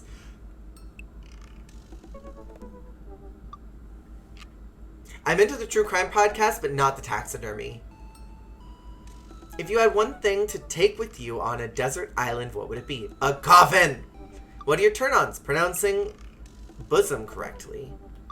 What, not bussy? What did you get? Well, what did you want when you... what did you want to be when you grew up? A bat! Taxidermy makes me uncomfortable. A little bit. Makes me a little uncomfy. What is your favorite movie genre? Foreign art house horror. What'd you call me? What's your ideal date? It's night. We're at an industrial dark wave club in Berlin. The music drums to the beat of our hearts. Is Damien okay? That's what I need to know. What do you never leave home without? An upside down cross! I spend a lot of time thinking about mortality salience. Let's go back. He's cute, but like, Damien is the best. There's a lot going on here. Let's talk to Joseph, because he was brought up. Voted Maple Bay's #1 youth minister for 5 years running. What an accomplishment. Right? An upside down cross is just a cross. He's a vampire, I'll let him bite. He could bite me.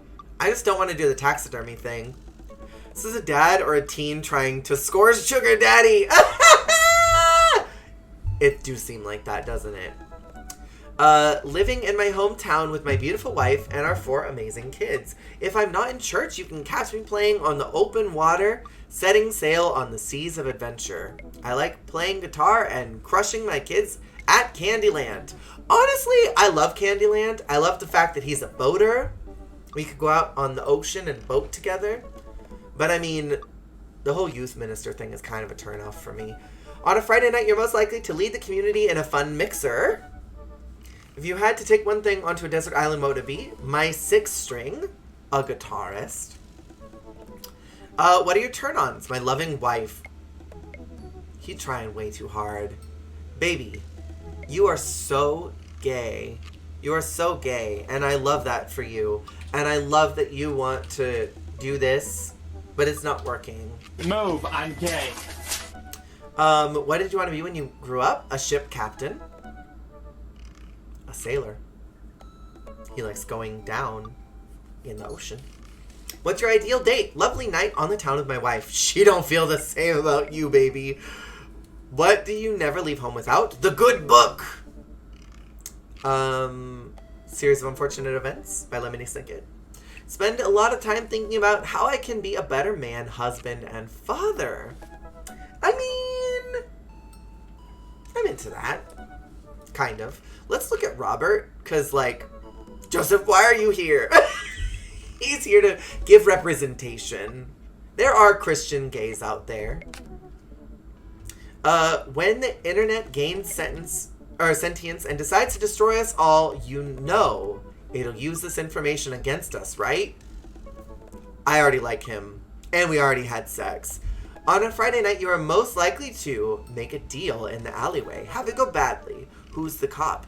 Was it Giacomo? I trusted Giacomo. I like him. If you had one thing to take with you onto a deserted island, what would it be? A gun. Well, what are your turn-ons? Don't talk to me. I think we're all there. What did you want to be when you grew up? Grifter! What's your favorite movie genre? Italian neorealism. What's your ideal date? His ideal date is grave robbing. That is a turnoff for me. What do you never leave home without? At least 4 knives. I mean, the knife play is a little too far into the kink side that I'm not ready to explore yet. Spend a lot of time thinking about. You ever really look into a rabid animal's eyes? I don't think he's okay. Yeah, but they don't hop on Grindr talking about how much they love their wife. They usually keep that in the discreet category.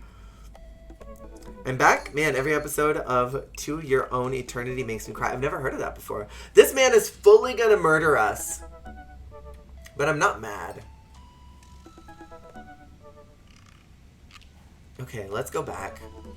Let's talk to Hugo. I know Darian was really into Hugo.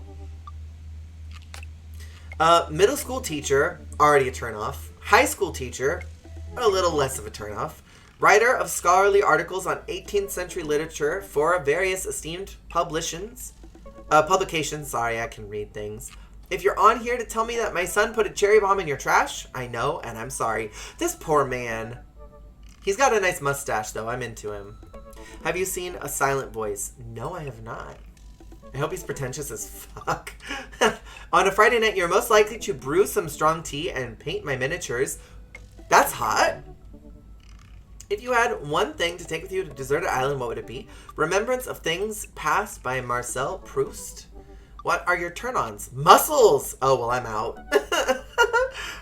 What did you want to be when you grew up? A movie star. At least he's honest. He's like, you know what? I like a big, buff man. We can't die until Amanda graduates college. We have to let her graduate, and then we can get murdered by the knife player. What's your favorite movie genre? Documentaries on art history. What's your ideal date? Each of us reads a different book on opposite sides of the couch in comfortable silence. I mean, I'd kind of like to get dinner, make out, take your pants off, and then do that, and then go to bed. Like, that would be nice. What do you never leave home without? My glasses. Actually, I forgot them at home a lot. Okay. He's got nice eyebrows, too. I worry that people... what do you spend a lot of time thinking about? I worry that people who are against e-readers are more in love with the idea of books than actually reading them. Fair. I've already done Craig before, and he liked it every time. Let's look at Matt. Avid music enthusiast, passionate coffee drinker, you can find me most days selling bean juice over at the Coffee Spoon or hanging out at the park with my amazing daughter. Hit me up about 80s no-wave music. He seems chill. It's on Netflix if you want a good movie and get your cry on, which God's stress lately means we all need to. Absolutely. It's a great choice. Okay. Damien is the best daddy. Don't at me. Also, hello. Hello, Mikey. Yeah, we're just looking at him. He taxidermies, though, which I'm like... I don't know. I feel a little weird about that. I feel funny about that, Fifi. How are you, Mikey? How are you doing tonight? On a Friday night, you're most likely to perfect my cold brew setup one drip at a time, baby. If you had one thing to take with you on a deserted island, what would it be? Find tunes to pass the days away. Cute. What are your turn-ons? Multi-instrumentalism. What did you want to be when you grew up? A barista, weirdly enough. Well, he fulfilled his dream. What's your favorite movie genre? Shit with subtitles. I love subtitles so much. I know people hate it, but I love subtitles on movies. What's your ideal date? We go to the animal shelter and seriously consider adopting a cat. I'm sold. Back, but I'm leaving again. Goodbye forever, Maddie. Just popping in for a quick minute, but slowly getting better. And you'll get better over time. You'll get better over time. And just know that you are important and you matter. And I'm proud of you. Imagine Desert Island, Matt, Dick, coffee, and music! Right? It doesn't sound horrible. I mean, look at him. He's hot. He's so hot. Damien is valid again because not bragging about how much he loves his wife and not about to murder us with 5 knives. So should we go for Damien? What would you never leave home without? My headphones, both in-ear and over-ear just in case. Spent a lot of time thinking about where did writing commas into song titles come from and where did they go? Did we all just agree it's a bad idea? I don't know. Brian, makes me feel funny. He, makes us so competitive, and I don't like that. Hey, I'm Brian. I spend most of my days hanging out with my awesome daughter and thinking up new ways to grill things. If you like fishing, then we'll get along. I hate fish. Hate fish. Friday night, you're most likely to see just how slowly I can cook a piece of brisket. Also don't like brisket. If you had one thing to take you on to Desert Island, what would it be? Your fishing pole. What are your turn-ons? A keen understanding of steak cuts. I'm out. What did you want to be when you grew up? A fireman. Okay, that's hot, though. What's your favorite movie genre? Rom-coms? I like rom-coms. What's your ideal date? Deck building. Like Pokemon decks? Or decks wood things. I don't want to build a deck with somebody. What would you never leave home without? My portable fishing pole. Spent a lot of time thinking about how my daughter is smarter than I am. I don't know. The whole fishing thing is really turning me off. Let's read Craig's bio, and then I'm going to go feed the cats. Dad of 3, business entrepreneur, and fitness enthusiast. Juggling work, family, and fitness is a tough gig, but someone's got to do it. On Friday night, you're most likely to get one last good cardio session in. Fair. Building a nice outdoor deck sounds nice. I don't know. Sushi is best food. I hate fish. I'm sorry, Mikey. I hate anything that comes from the ocean or any water aquatic life. The trailer for a silent voice in your Discord and YouTube. Okay, very nice. Thank you. I'll watch it after stream. If you had one thing to take with you onto Desert Island, what would it be? A box of energy bars? I don't really like energy bars. What are your turn-ons? A sub 6-minute mile. A sub? A dom? What did you want to be when you grew up? Beer pong world champion. What is your favorite movie genre? Buddy cop movies forever. Not cop movies. What's your ideal date? Scaling a huge, dangerous mountain for fun. I'm out. What do you never leave home without? An extra tube of energy gel. Okay. I spent a lot of time thinking about my mile time used to be so good. What happened? Have I peaked? Fish is gross, right, Cozy? Fish is so gross. Okay. Let me go feed the cats. Energy gel. What kind of gel is that? Sushi's still best good though because there's so much variety. There's kinds of fish without too. I mean, I also don't really like seaweed either though. I know with pizza there's a lot of variety too, but God made me so fat over time. I love pizza though. I love pizza. I'm gonna let y'all mull over all the dads while I go feed the cats, and I'll be right back. I hate, right, Q? Seafood is the worst. Anything that comes from the ocean or the water, don't like it, don't want to be near it. Alright, I'll be right back. Think about the dads, think who we want to date for at least the first one, or at least message. We don't even have to date them, we can just message them. BRB.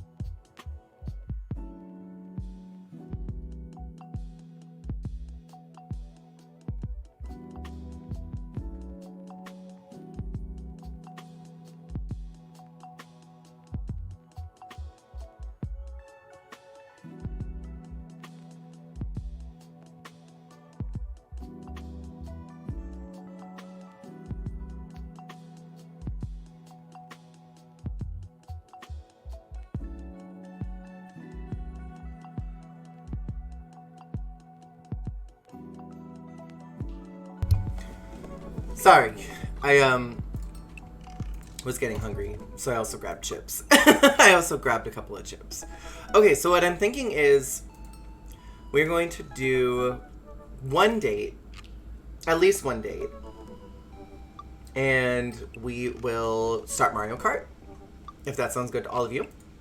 One date and then Mario Kart, for anyone who wants to play. Let me go back up and make sure I didn't miss anything.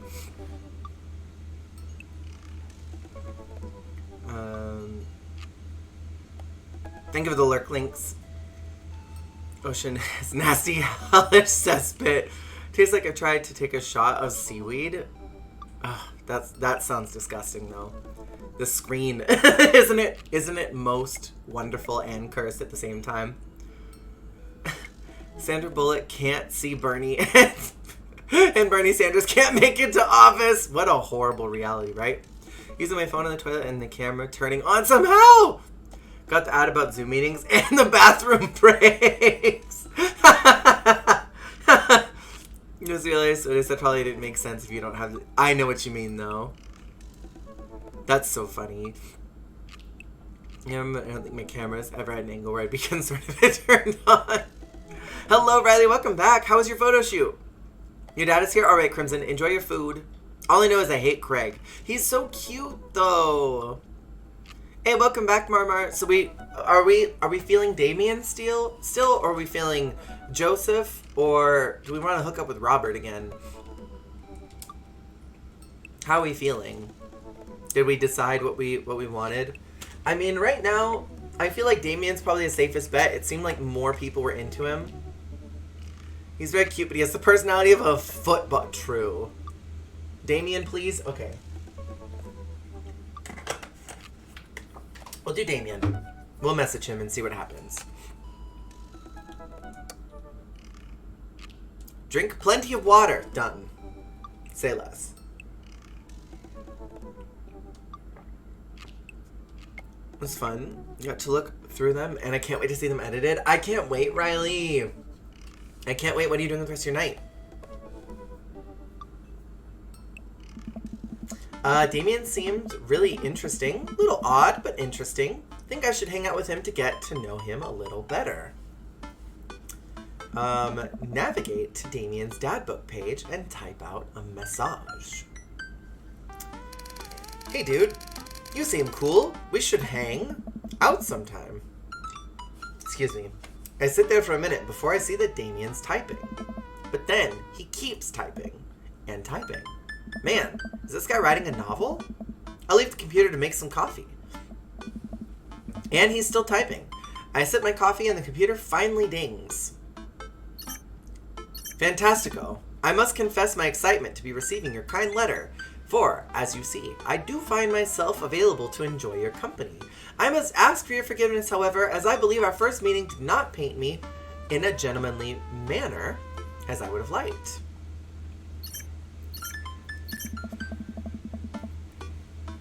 I'm gonna get food because I'm so hungry. What are you getting, Riley? That sounds good. That feel. Finish your sentence, please. You're making me nervous. Right? It's like, finish it, please. Yours humbled, D. Blood March. D. Blood March. Hey, Amanda.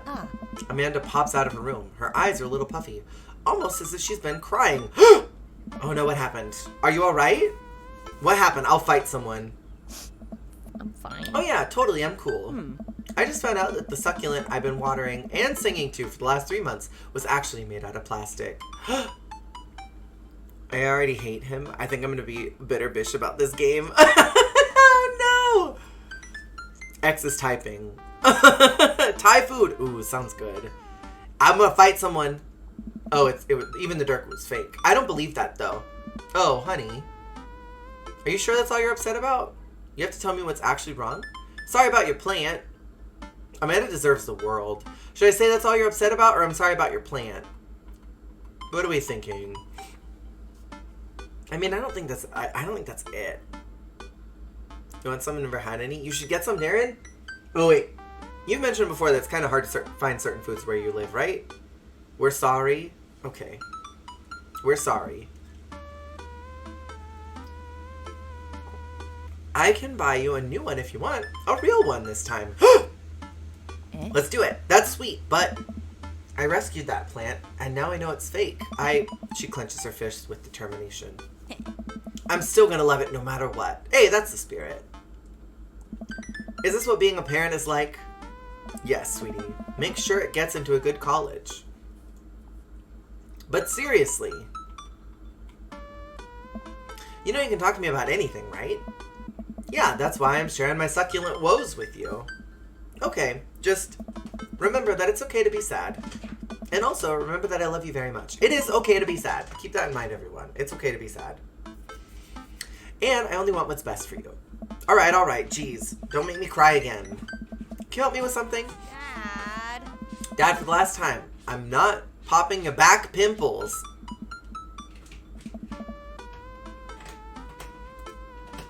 I don't like that. I really don't like that at all. No, can you interpret this for me?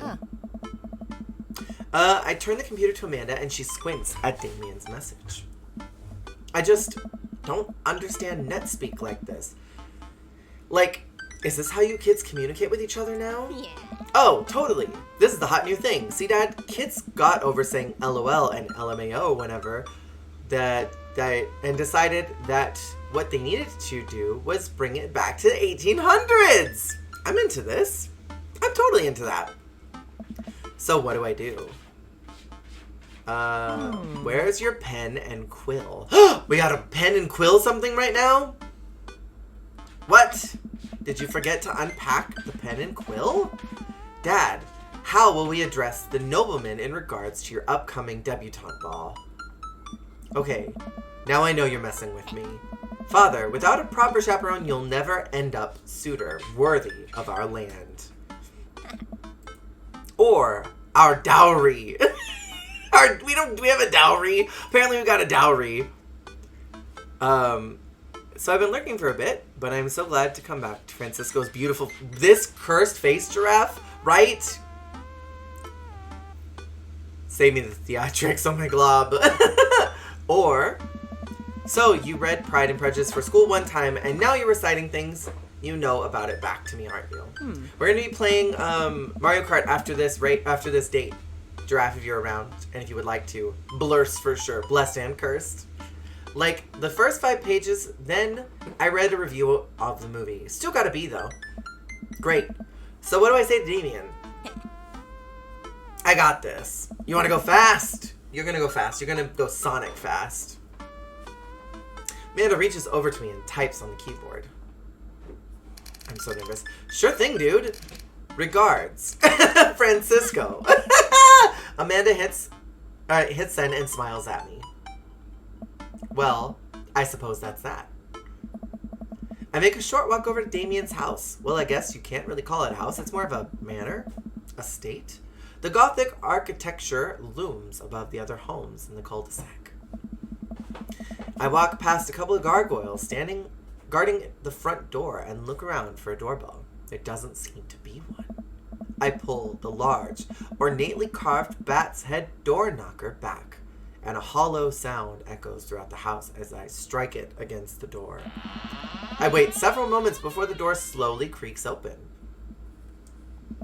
It's a little creepy, but I enter the home and take a few steps into the foyer, noting the oil portraits of who I assume are dead relatives hanging out on the wall.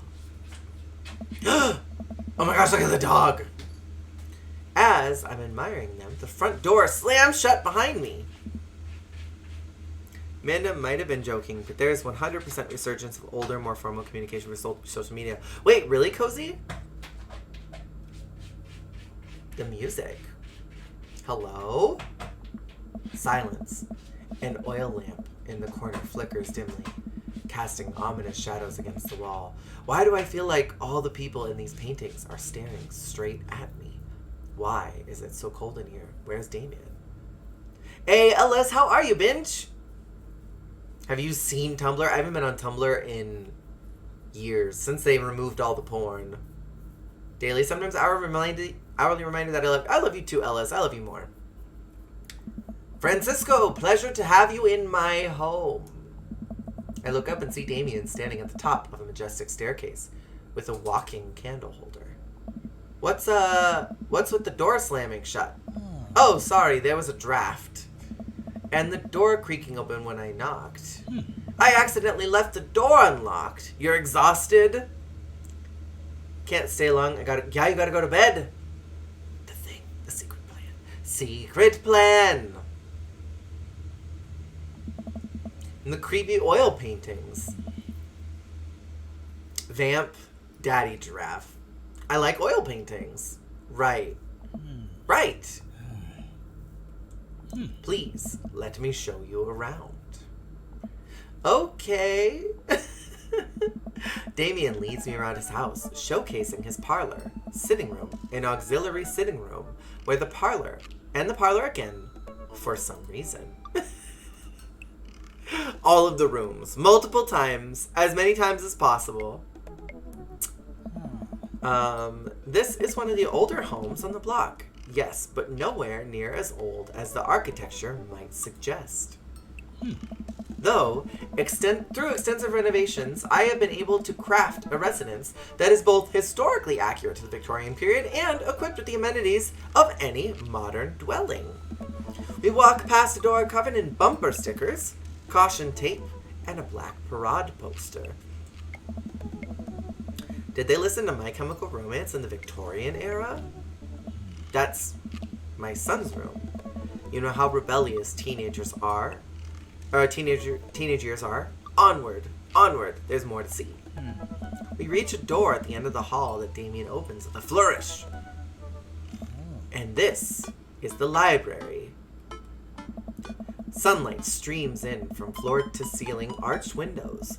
The walls are lined with packed bookshelves, and even more books are scattered over the period-appropriate furniture. Damien is clearly really proud of this room. I think I've seen this part before once. Damien, unlocked is not the same as unlatched. You frustrate me. Secret plan. Oh my gosh, Mom, are you going to bed? Oh no, you're replying to Ellis, who's going to bed soon. Hope you have a good night. Hey, Ellis, enjoy your sleep. Please get rest. Otherwise, I will have to bully you. And I need you to sleep. Enjoy your day tomorrow. I'm not sure if you're familiar with the game, but Damien gives me Big Hubert from Fire Emblem 3 Houses vibes. I have never played Fire Emblem, but I trust your judgment explicitly on that.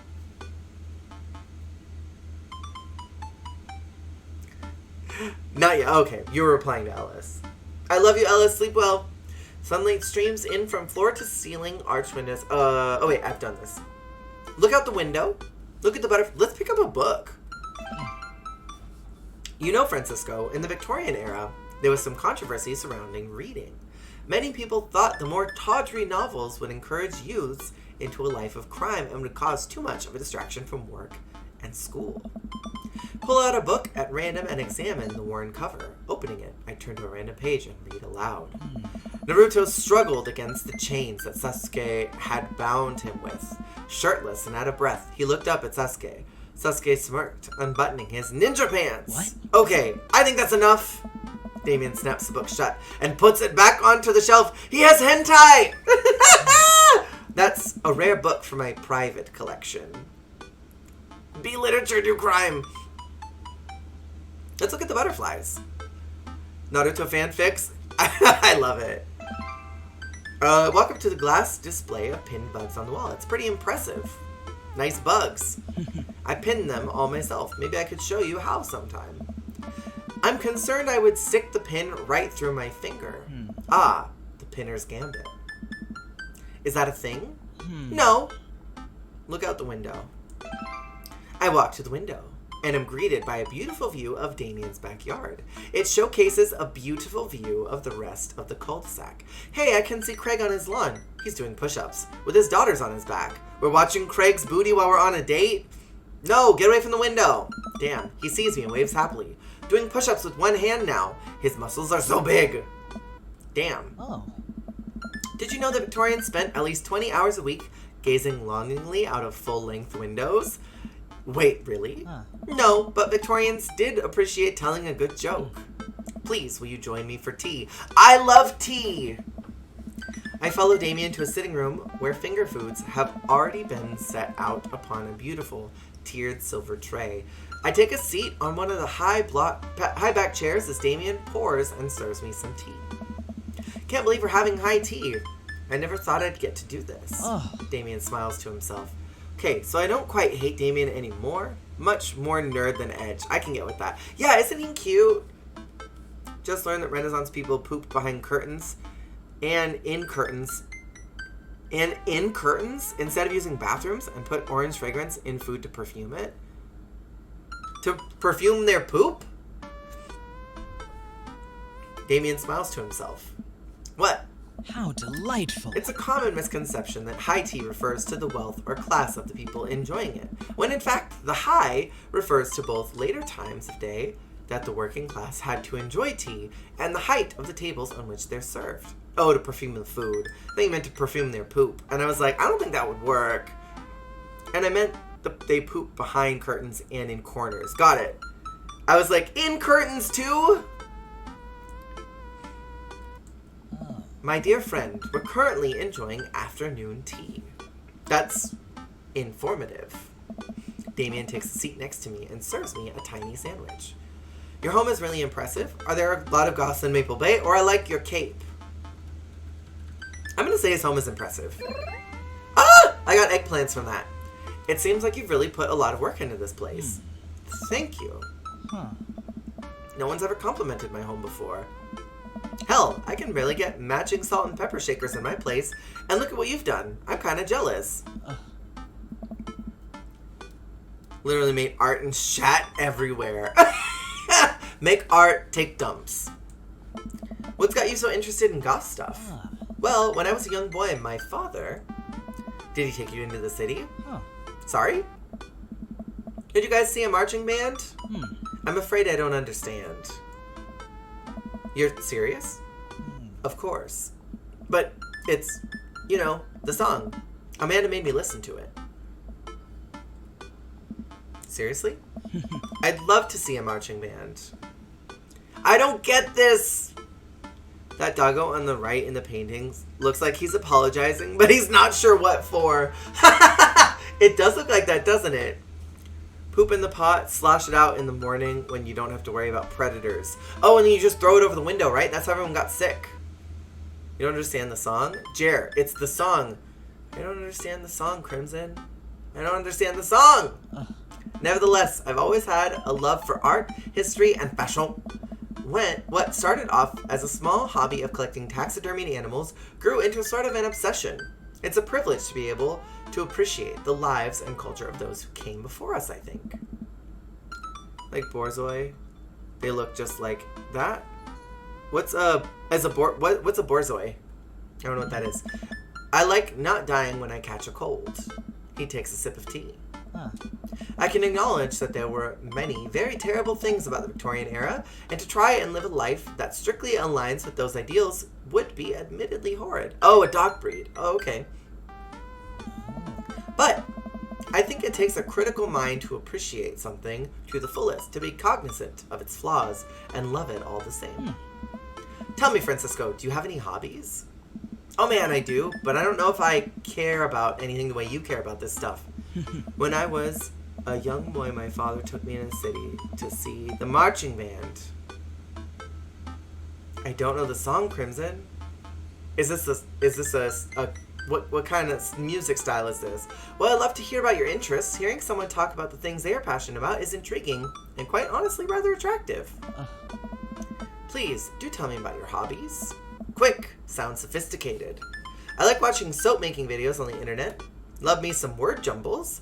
I learned how to juggle once. You're hurt. I'm sorry, Crimson. I don't know how to impress upon you. I don't really know anything. The written word fascinates me. We spend so much time using words, you know? And I think people would appreciate them more if they had to unjumble them. Appeasement signals. Looking sorry, scared. Wait, is that like their thing, that breed of dogs? Are you doing lines from the song? Look up Black Parade. What type of genre is this? It's poetic, really? Oh, so you're a writer. In a sense. We finished our tea and finger sandwiches. Come, I have one more thing to show you.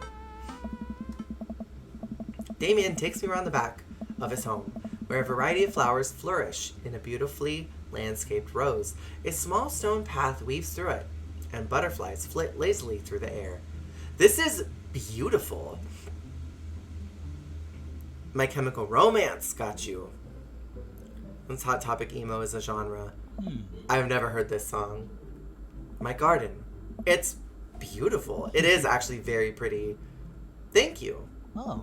Victorians took flowers and floral arrangements very seriously. You see, it was considered uncouth to discuss personal and romantic relationships in public, so lovers and friends alike would use bouquets to send secret messages to each other. Secret message! Hey, thank you for the water, Murmur. I actually was about to drink a little bit, too. Each flower and plant is symbolic of different feelings. Even more interesting is that one flower could mean different things depending on the other plants it was paired with. One had to be extremely careful, as even the style in which the ribbon was tied around the bouquet affected the message. Black Parade always has your attention. I've never heard this, I don't really think I know any of their music, if I'm being honest. Damien leans down and plucks a gorgeous bright orange flower off a vine. Lilium bulbiferum, the orange lily. What do you think this one means? My loins are ablaze. Thou art the tightest. 3 cheers for sweet revenge. 3 cheers for sweet revenge. My loins are ablaze? I mean a lily? If you don't know Black Parade, I can almost guarantee you don't know any other songs by them. I'm positive I don't. I'm positive. Oh, he didn't like that. The orange lily is actually symbolic of pure hatred. Damn it! I should have picked the bad one. Well! And that's precisely why floral arrangement is so challenging. What's your favorite type of flower? I don't really like any of these, actually. I like roses best. Sunflowers, I guess. They remind me of sunshine, and then you can eat the seeds as a delicious snack. What a practical choice. My stomach grumbles. Aw man, now I want sunflower seeds. I'll have to remember that when I put together a bouquet for you. He would put together a bouquet for me? Nobody's ever given me a bouquet before. But orange is pretty and lilies are nice, right? I wouldn't have thought they symbolized anger. Follow Damien down the footpath and admire more of his beautiful flowers. Suddenly, a phone rings. Oh, Francisco, will you excuse me? I must take this. What is this song? He pulls his cell phone out of his pocket. I'm a little surprised. It's not a rotary phone. Go for it. Oh. Damien smiles and walks back to the house. I take a deep breath and enjoy the heavily perfumed air. What a lovely yard. I would love to sit in a little garden like this. This makes me wish I had put a little more effort into that garden Amanda and I tried to start one time. Our watermelons grew to the size of cherry tomatoes and then immediately died. I tried growing grapes once and then birds picked the vines clean and I cried. I sobbed. Oh, hey, a gargoyle. Oh no, I knocked over the gargoyle. I'm screwing things up right now. Fix the gargoyle. Uh-oh. Uh-oh. Oh no. Wait, that's clearly right. Oh no! There we go. Oh no, that's not it. That's not it. It's that one. Oh shoot, I'm gonna ruin this. There we go. There we go. I did badly. S? How to get an S? I don't know how I did well in that.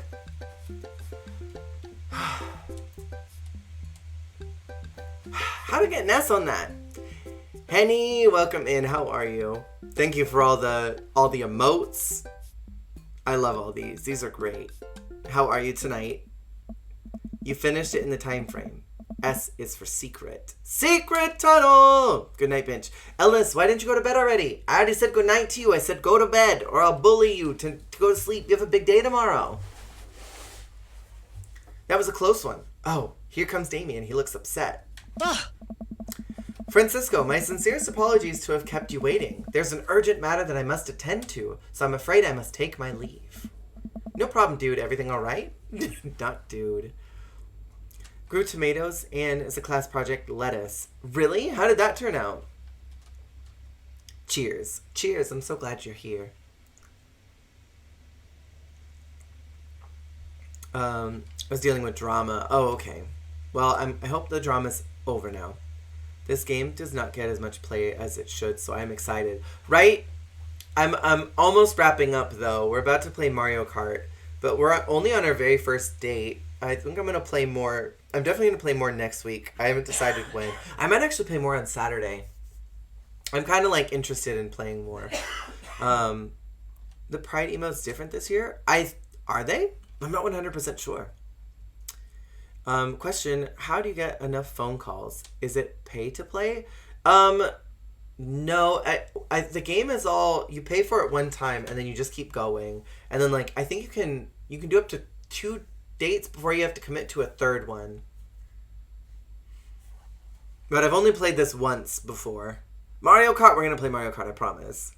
Found a website with the meaning of orange lily. I can post in Discord. Please do. Please post in Discord. I'm very curious.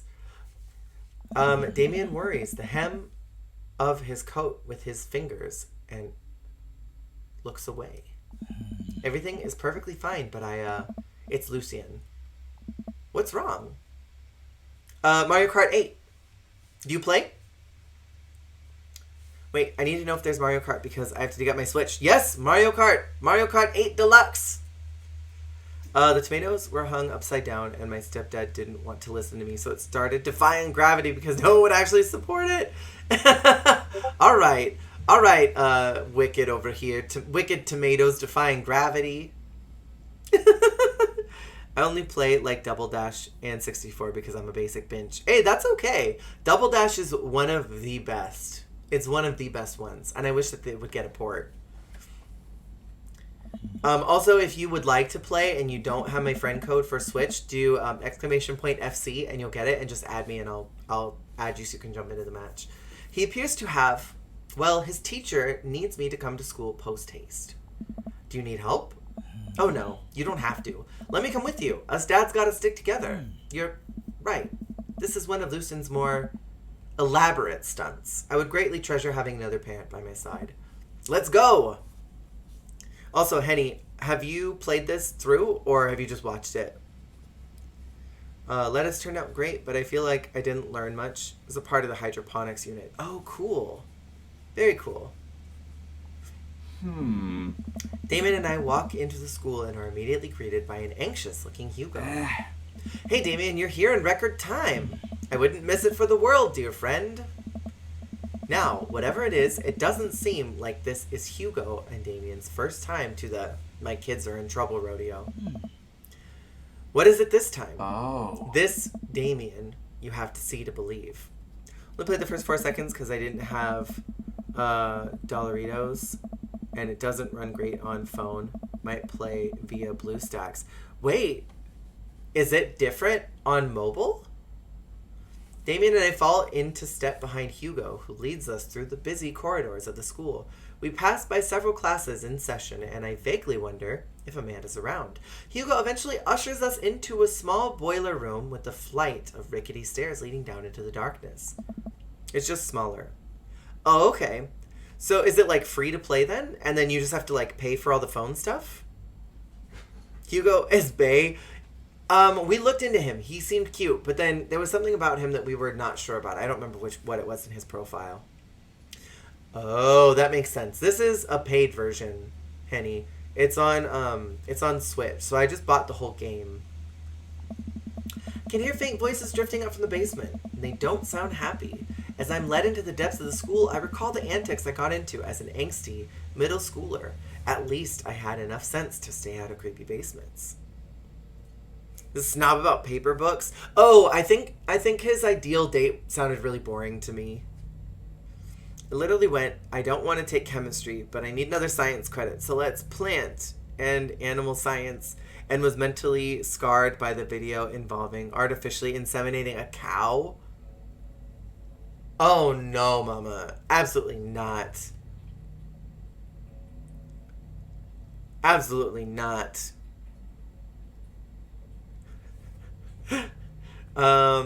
Okay. We find another teacher in a boiler room tucked away in the back of the basement. With him are Lucian and Ernest, Hugo's son. Lucian has a bloody nose. Thanks for coming. I can't make heads or tails of this. I look around the scene of the crime and see a bunch of bricks and some masonry tools scattered around. What happened in here? Ernest punched me. Lucian tried to kill me. The room falls silent. I was not trying to kill you, dumbass. I was trying to build a brick wall around you and see what would happen.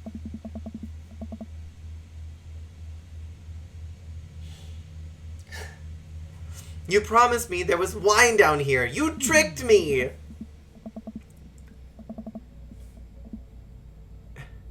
Fight, fight, fight. Wait a second, Lucian. Did you try to cask of Amontillado Ernest? I'm neither confirming nor denying that. I turned to Damien and whispered to him, What's cask of Amontillado? It's a classic Edgar Allan Poe story about where a man gets his enemy drunk, lures him down into the cellar with the promise of wine of fine vintage, then buries him alive behind a brick wall. Amazing! Fight, fight, kiss, kiss, kiss. They're kids, though. We don't want to see them kissing. I don't want to see kids kiss. This is an adult story. I want to kiss Damien. It's a lovely story. So wait, Lucian, you tried to do that to him? I was curious to see how it would turn out. I wasn't actually going to leave him there. What was the thought process here? That Ernest was just going to sit still while you slowly built a tomb around him? Well, it worked for like 20 minutes because he's an idiot, but then he realized that I had lied about the wine, and you were cackling maniacally. That sort of tipped me off. I love that. Love Edgar Allan Poe. I only know... Is Edgar Allan Poe the one who did the one about the heart that was buried underneath the floorboards? So is Lucian supposed to be a teenager? I think they're all teenagers. They're all under the age of 18, except for the dads, obviously. Oh, that was... Okay. I remember that one. Ernest, 20 minutes. Dad. What? It took you 20 minutes, son. We just did an entire 2-week unit on the Casa of Amontillado, and it took you 20 minutes to realize Lucian was leading you into elaborate ruse? Did you even read the story? I read the first 5 pages and then and then read a review of the movie. Sweet manchego. It's only 5 pages long and there is no movie. Yeah, you're right. I paid Lucian to read it for me. Actually, he didn't even pay me. So when you think about it, this was me teaching him a lesson. Damien and Hugo both have their heads in their hands. You guys are always telling me to engage the literature, and I did. I don't see a problem here. Alright, I'm filing this under what the hell. Don't do whatever that was again. You two are both suspended for a week. Ernest and Lucian high five. The teacher starts to stomp up the stairs. That's what they wanted! Hugo, I'll cover your class. Take your son home. Mr. Bloodmarch, you too. Thank you for your mediation. We all head up the stairs and out of the school in tense silence. Lucian didn't cackle, then it would have worked, probably, if he had just kept his mouth shut. Nevermore. I do know Nevermore. Lydia wouldn't even be mad at Lucian. No, I wouldn't be mad at all. I'd be like, suspended from school, no work for a week? Bye! Lucian, Damon, and I all pile into my car and begin the drive home. Lucian immediately puts his hood up and stares out the window angrily. I'm not going to therapy again. Oh. Therapy again? I know, son. It's entirely up to you whether or not you want to go. But I care about you, and I can see that you're struggling, so if you do decide that you would like to speak to a professional about your feelings, we can do that too. Huh. Maybe you can spend the next week looking for a summer job. I know how much you want your own car. I can't believe Damien's keeping his cool. I'm impressed. This dashboard is really gross. But does anyone else think Lucian has way better style than his dad? His pale flick. I know, right? Like, his eyeliner, that purple gray shadow. That brow that's like cutting up here with those 2 piercings. He's got great style. Fine. Thanks for not freaking out too hard. I love you, son. Lucian continues staring out the window. Love you too. Cute. Jer! You know what you should do with Damien? Make out with him? We spent the rest of the drive in relative silence. It is the flawed product of a deranged mind. The moment we pull into the driveway, Lucian hops out of the car, slams the door, and runs inside. I didn't expect to have that conversation in front of you. He and I have a lot we need to work out. It's all right. And all things considered, Lucian's bricklaying was pretty good. So there's your silver lining. Oh. There is that, yes. He probably is just going through a phase. Or I really admire how you handled that. You were more diplomatic with him than I would have been. I just want what's best for him, and I don't think yelling at him would do either of us any favors. It rarely does. You're a good dad. Eggplants. See you around soon? It would be my honor and my pleasure. Damien bows with a flourish. Classy. A miserable pile of secrets. He does have a lot. He seems like he's got a lot of secrets. Damien seems to be a pretty nice dad. Yeah, he does seem like a nice dad. He seems like he's trying his hardest. Come home to find Amanda curled on the couch with a blanket watching TV. I plopped down next to her. Yo! What you watching? Tiny House Hunting Brothers Extreme Edition. Ugh, I hate this show. The couple on screen bickers back and forth while standing in an extremely small house made out of recycled bottles. The Tiny House Hunting Brothers watch them with bemused expressions, both of their heads touching the low ceiling. Told you I wanted a 2-bed, 2-bath, shabby chic cottage. This house doesn't even have a bathroom. I know the eggplant emote. He's nice. He just seems like an amalgam of different vampire dudes. Totally. And Glob, I would totally watch that show. Would you? That would be an interesting show for sure. Oh, Amanda is everything. But honestly, the outhouse is only 20 yards away. It's not that... 20 yards? I'm not pooping outside, Greg. Why don't they just get a regular-sized house? I don't know. How'd afternoon tea go? It got strange. We had to go to the school and pick up Lucian since he tried to...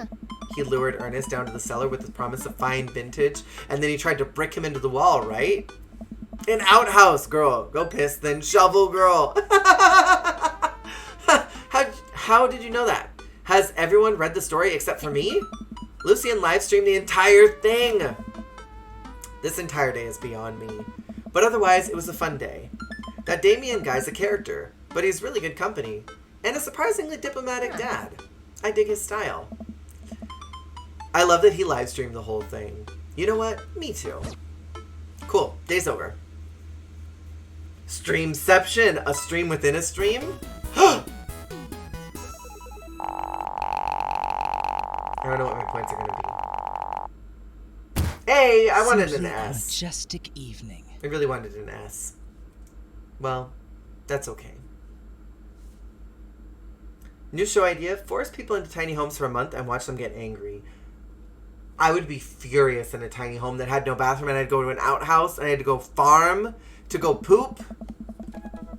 I would be so mad. I'd be like, I can't live like this.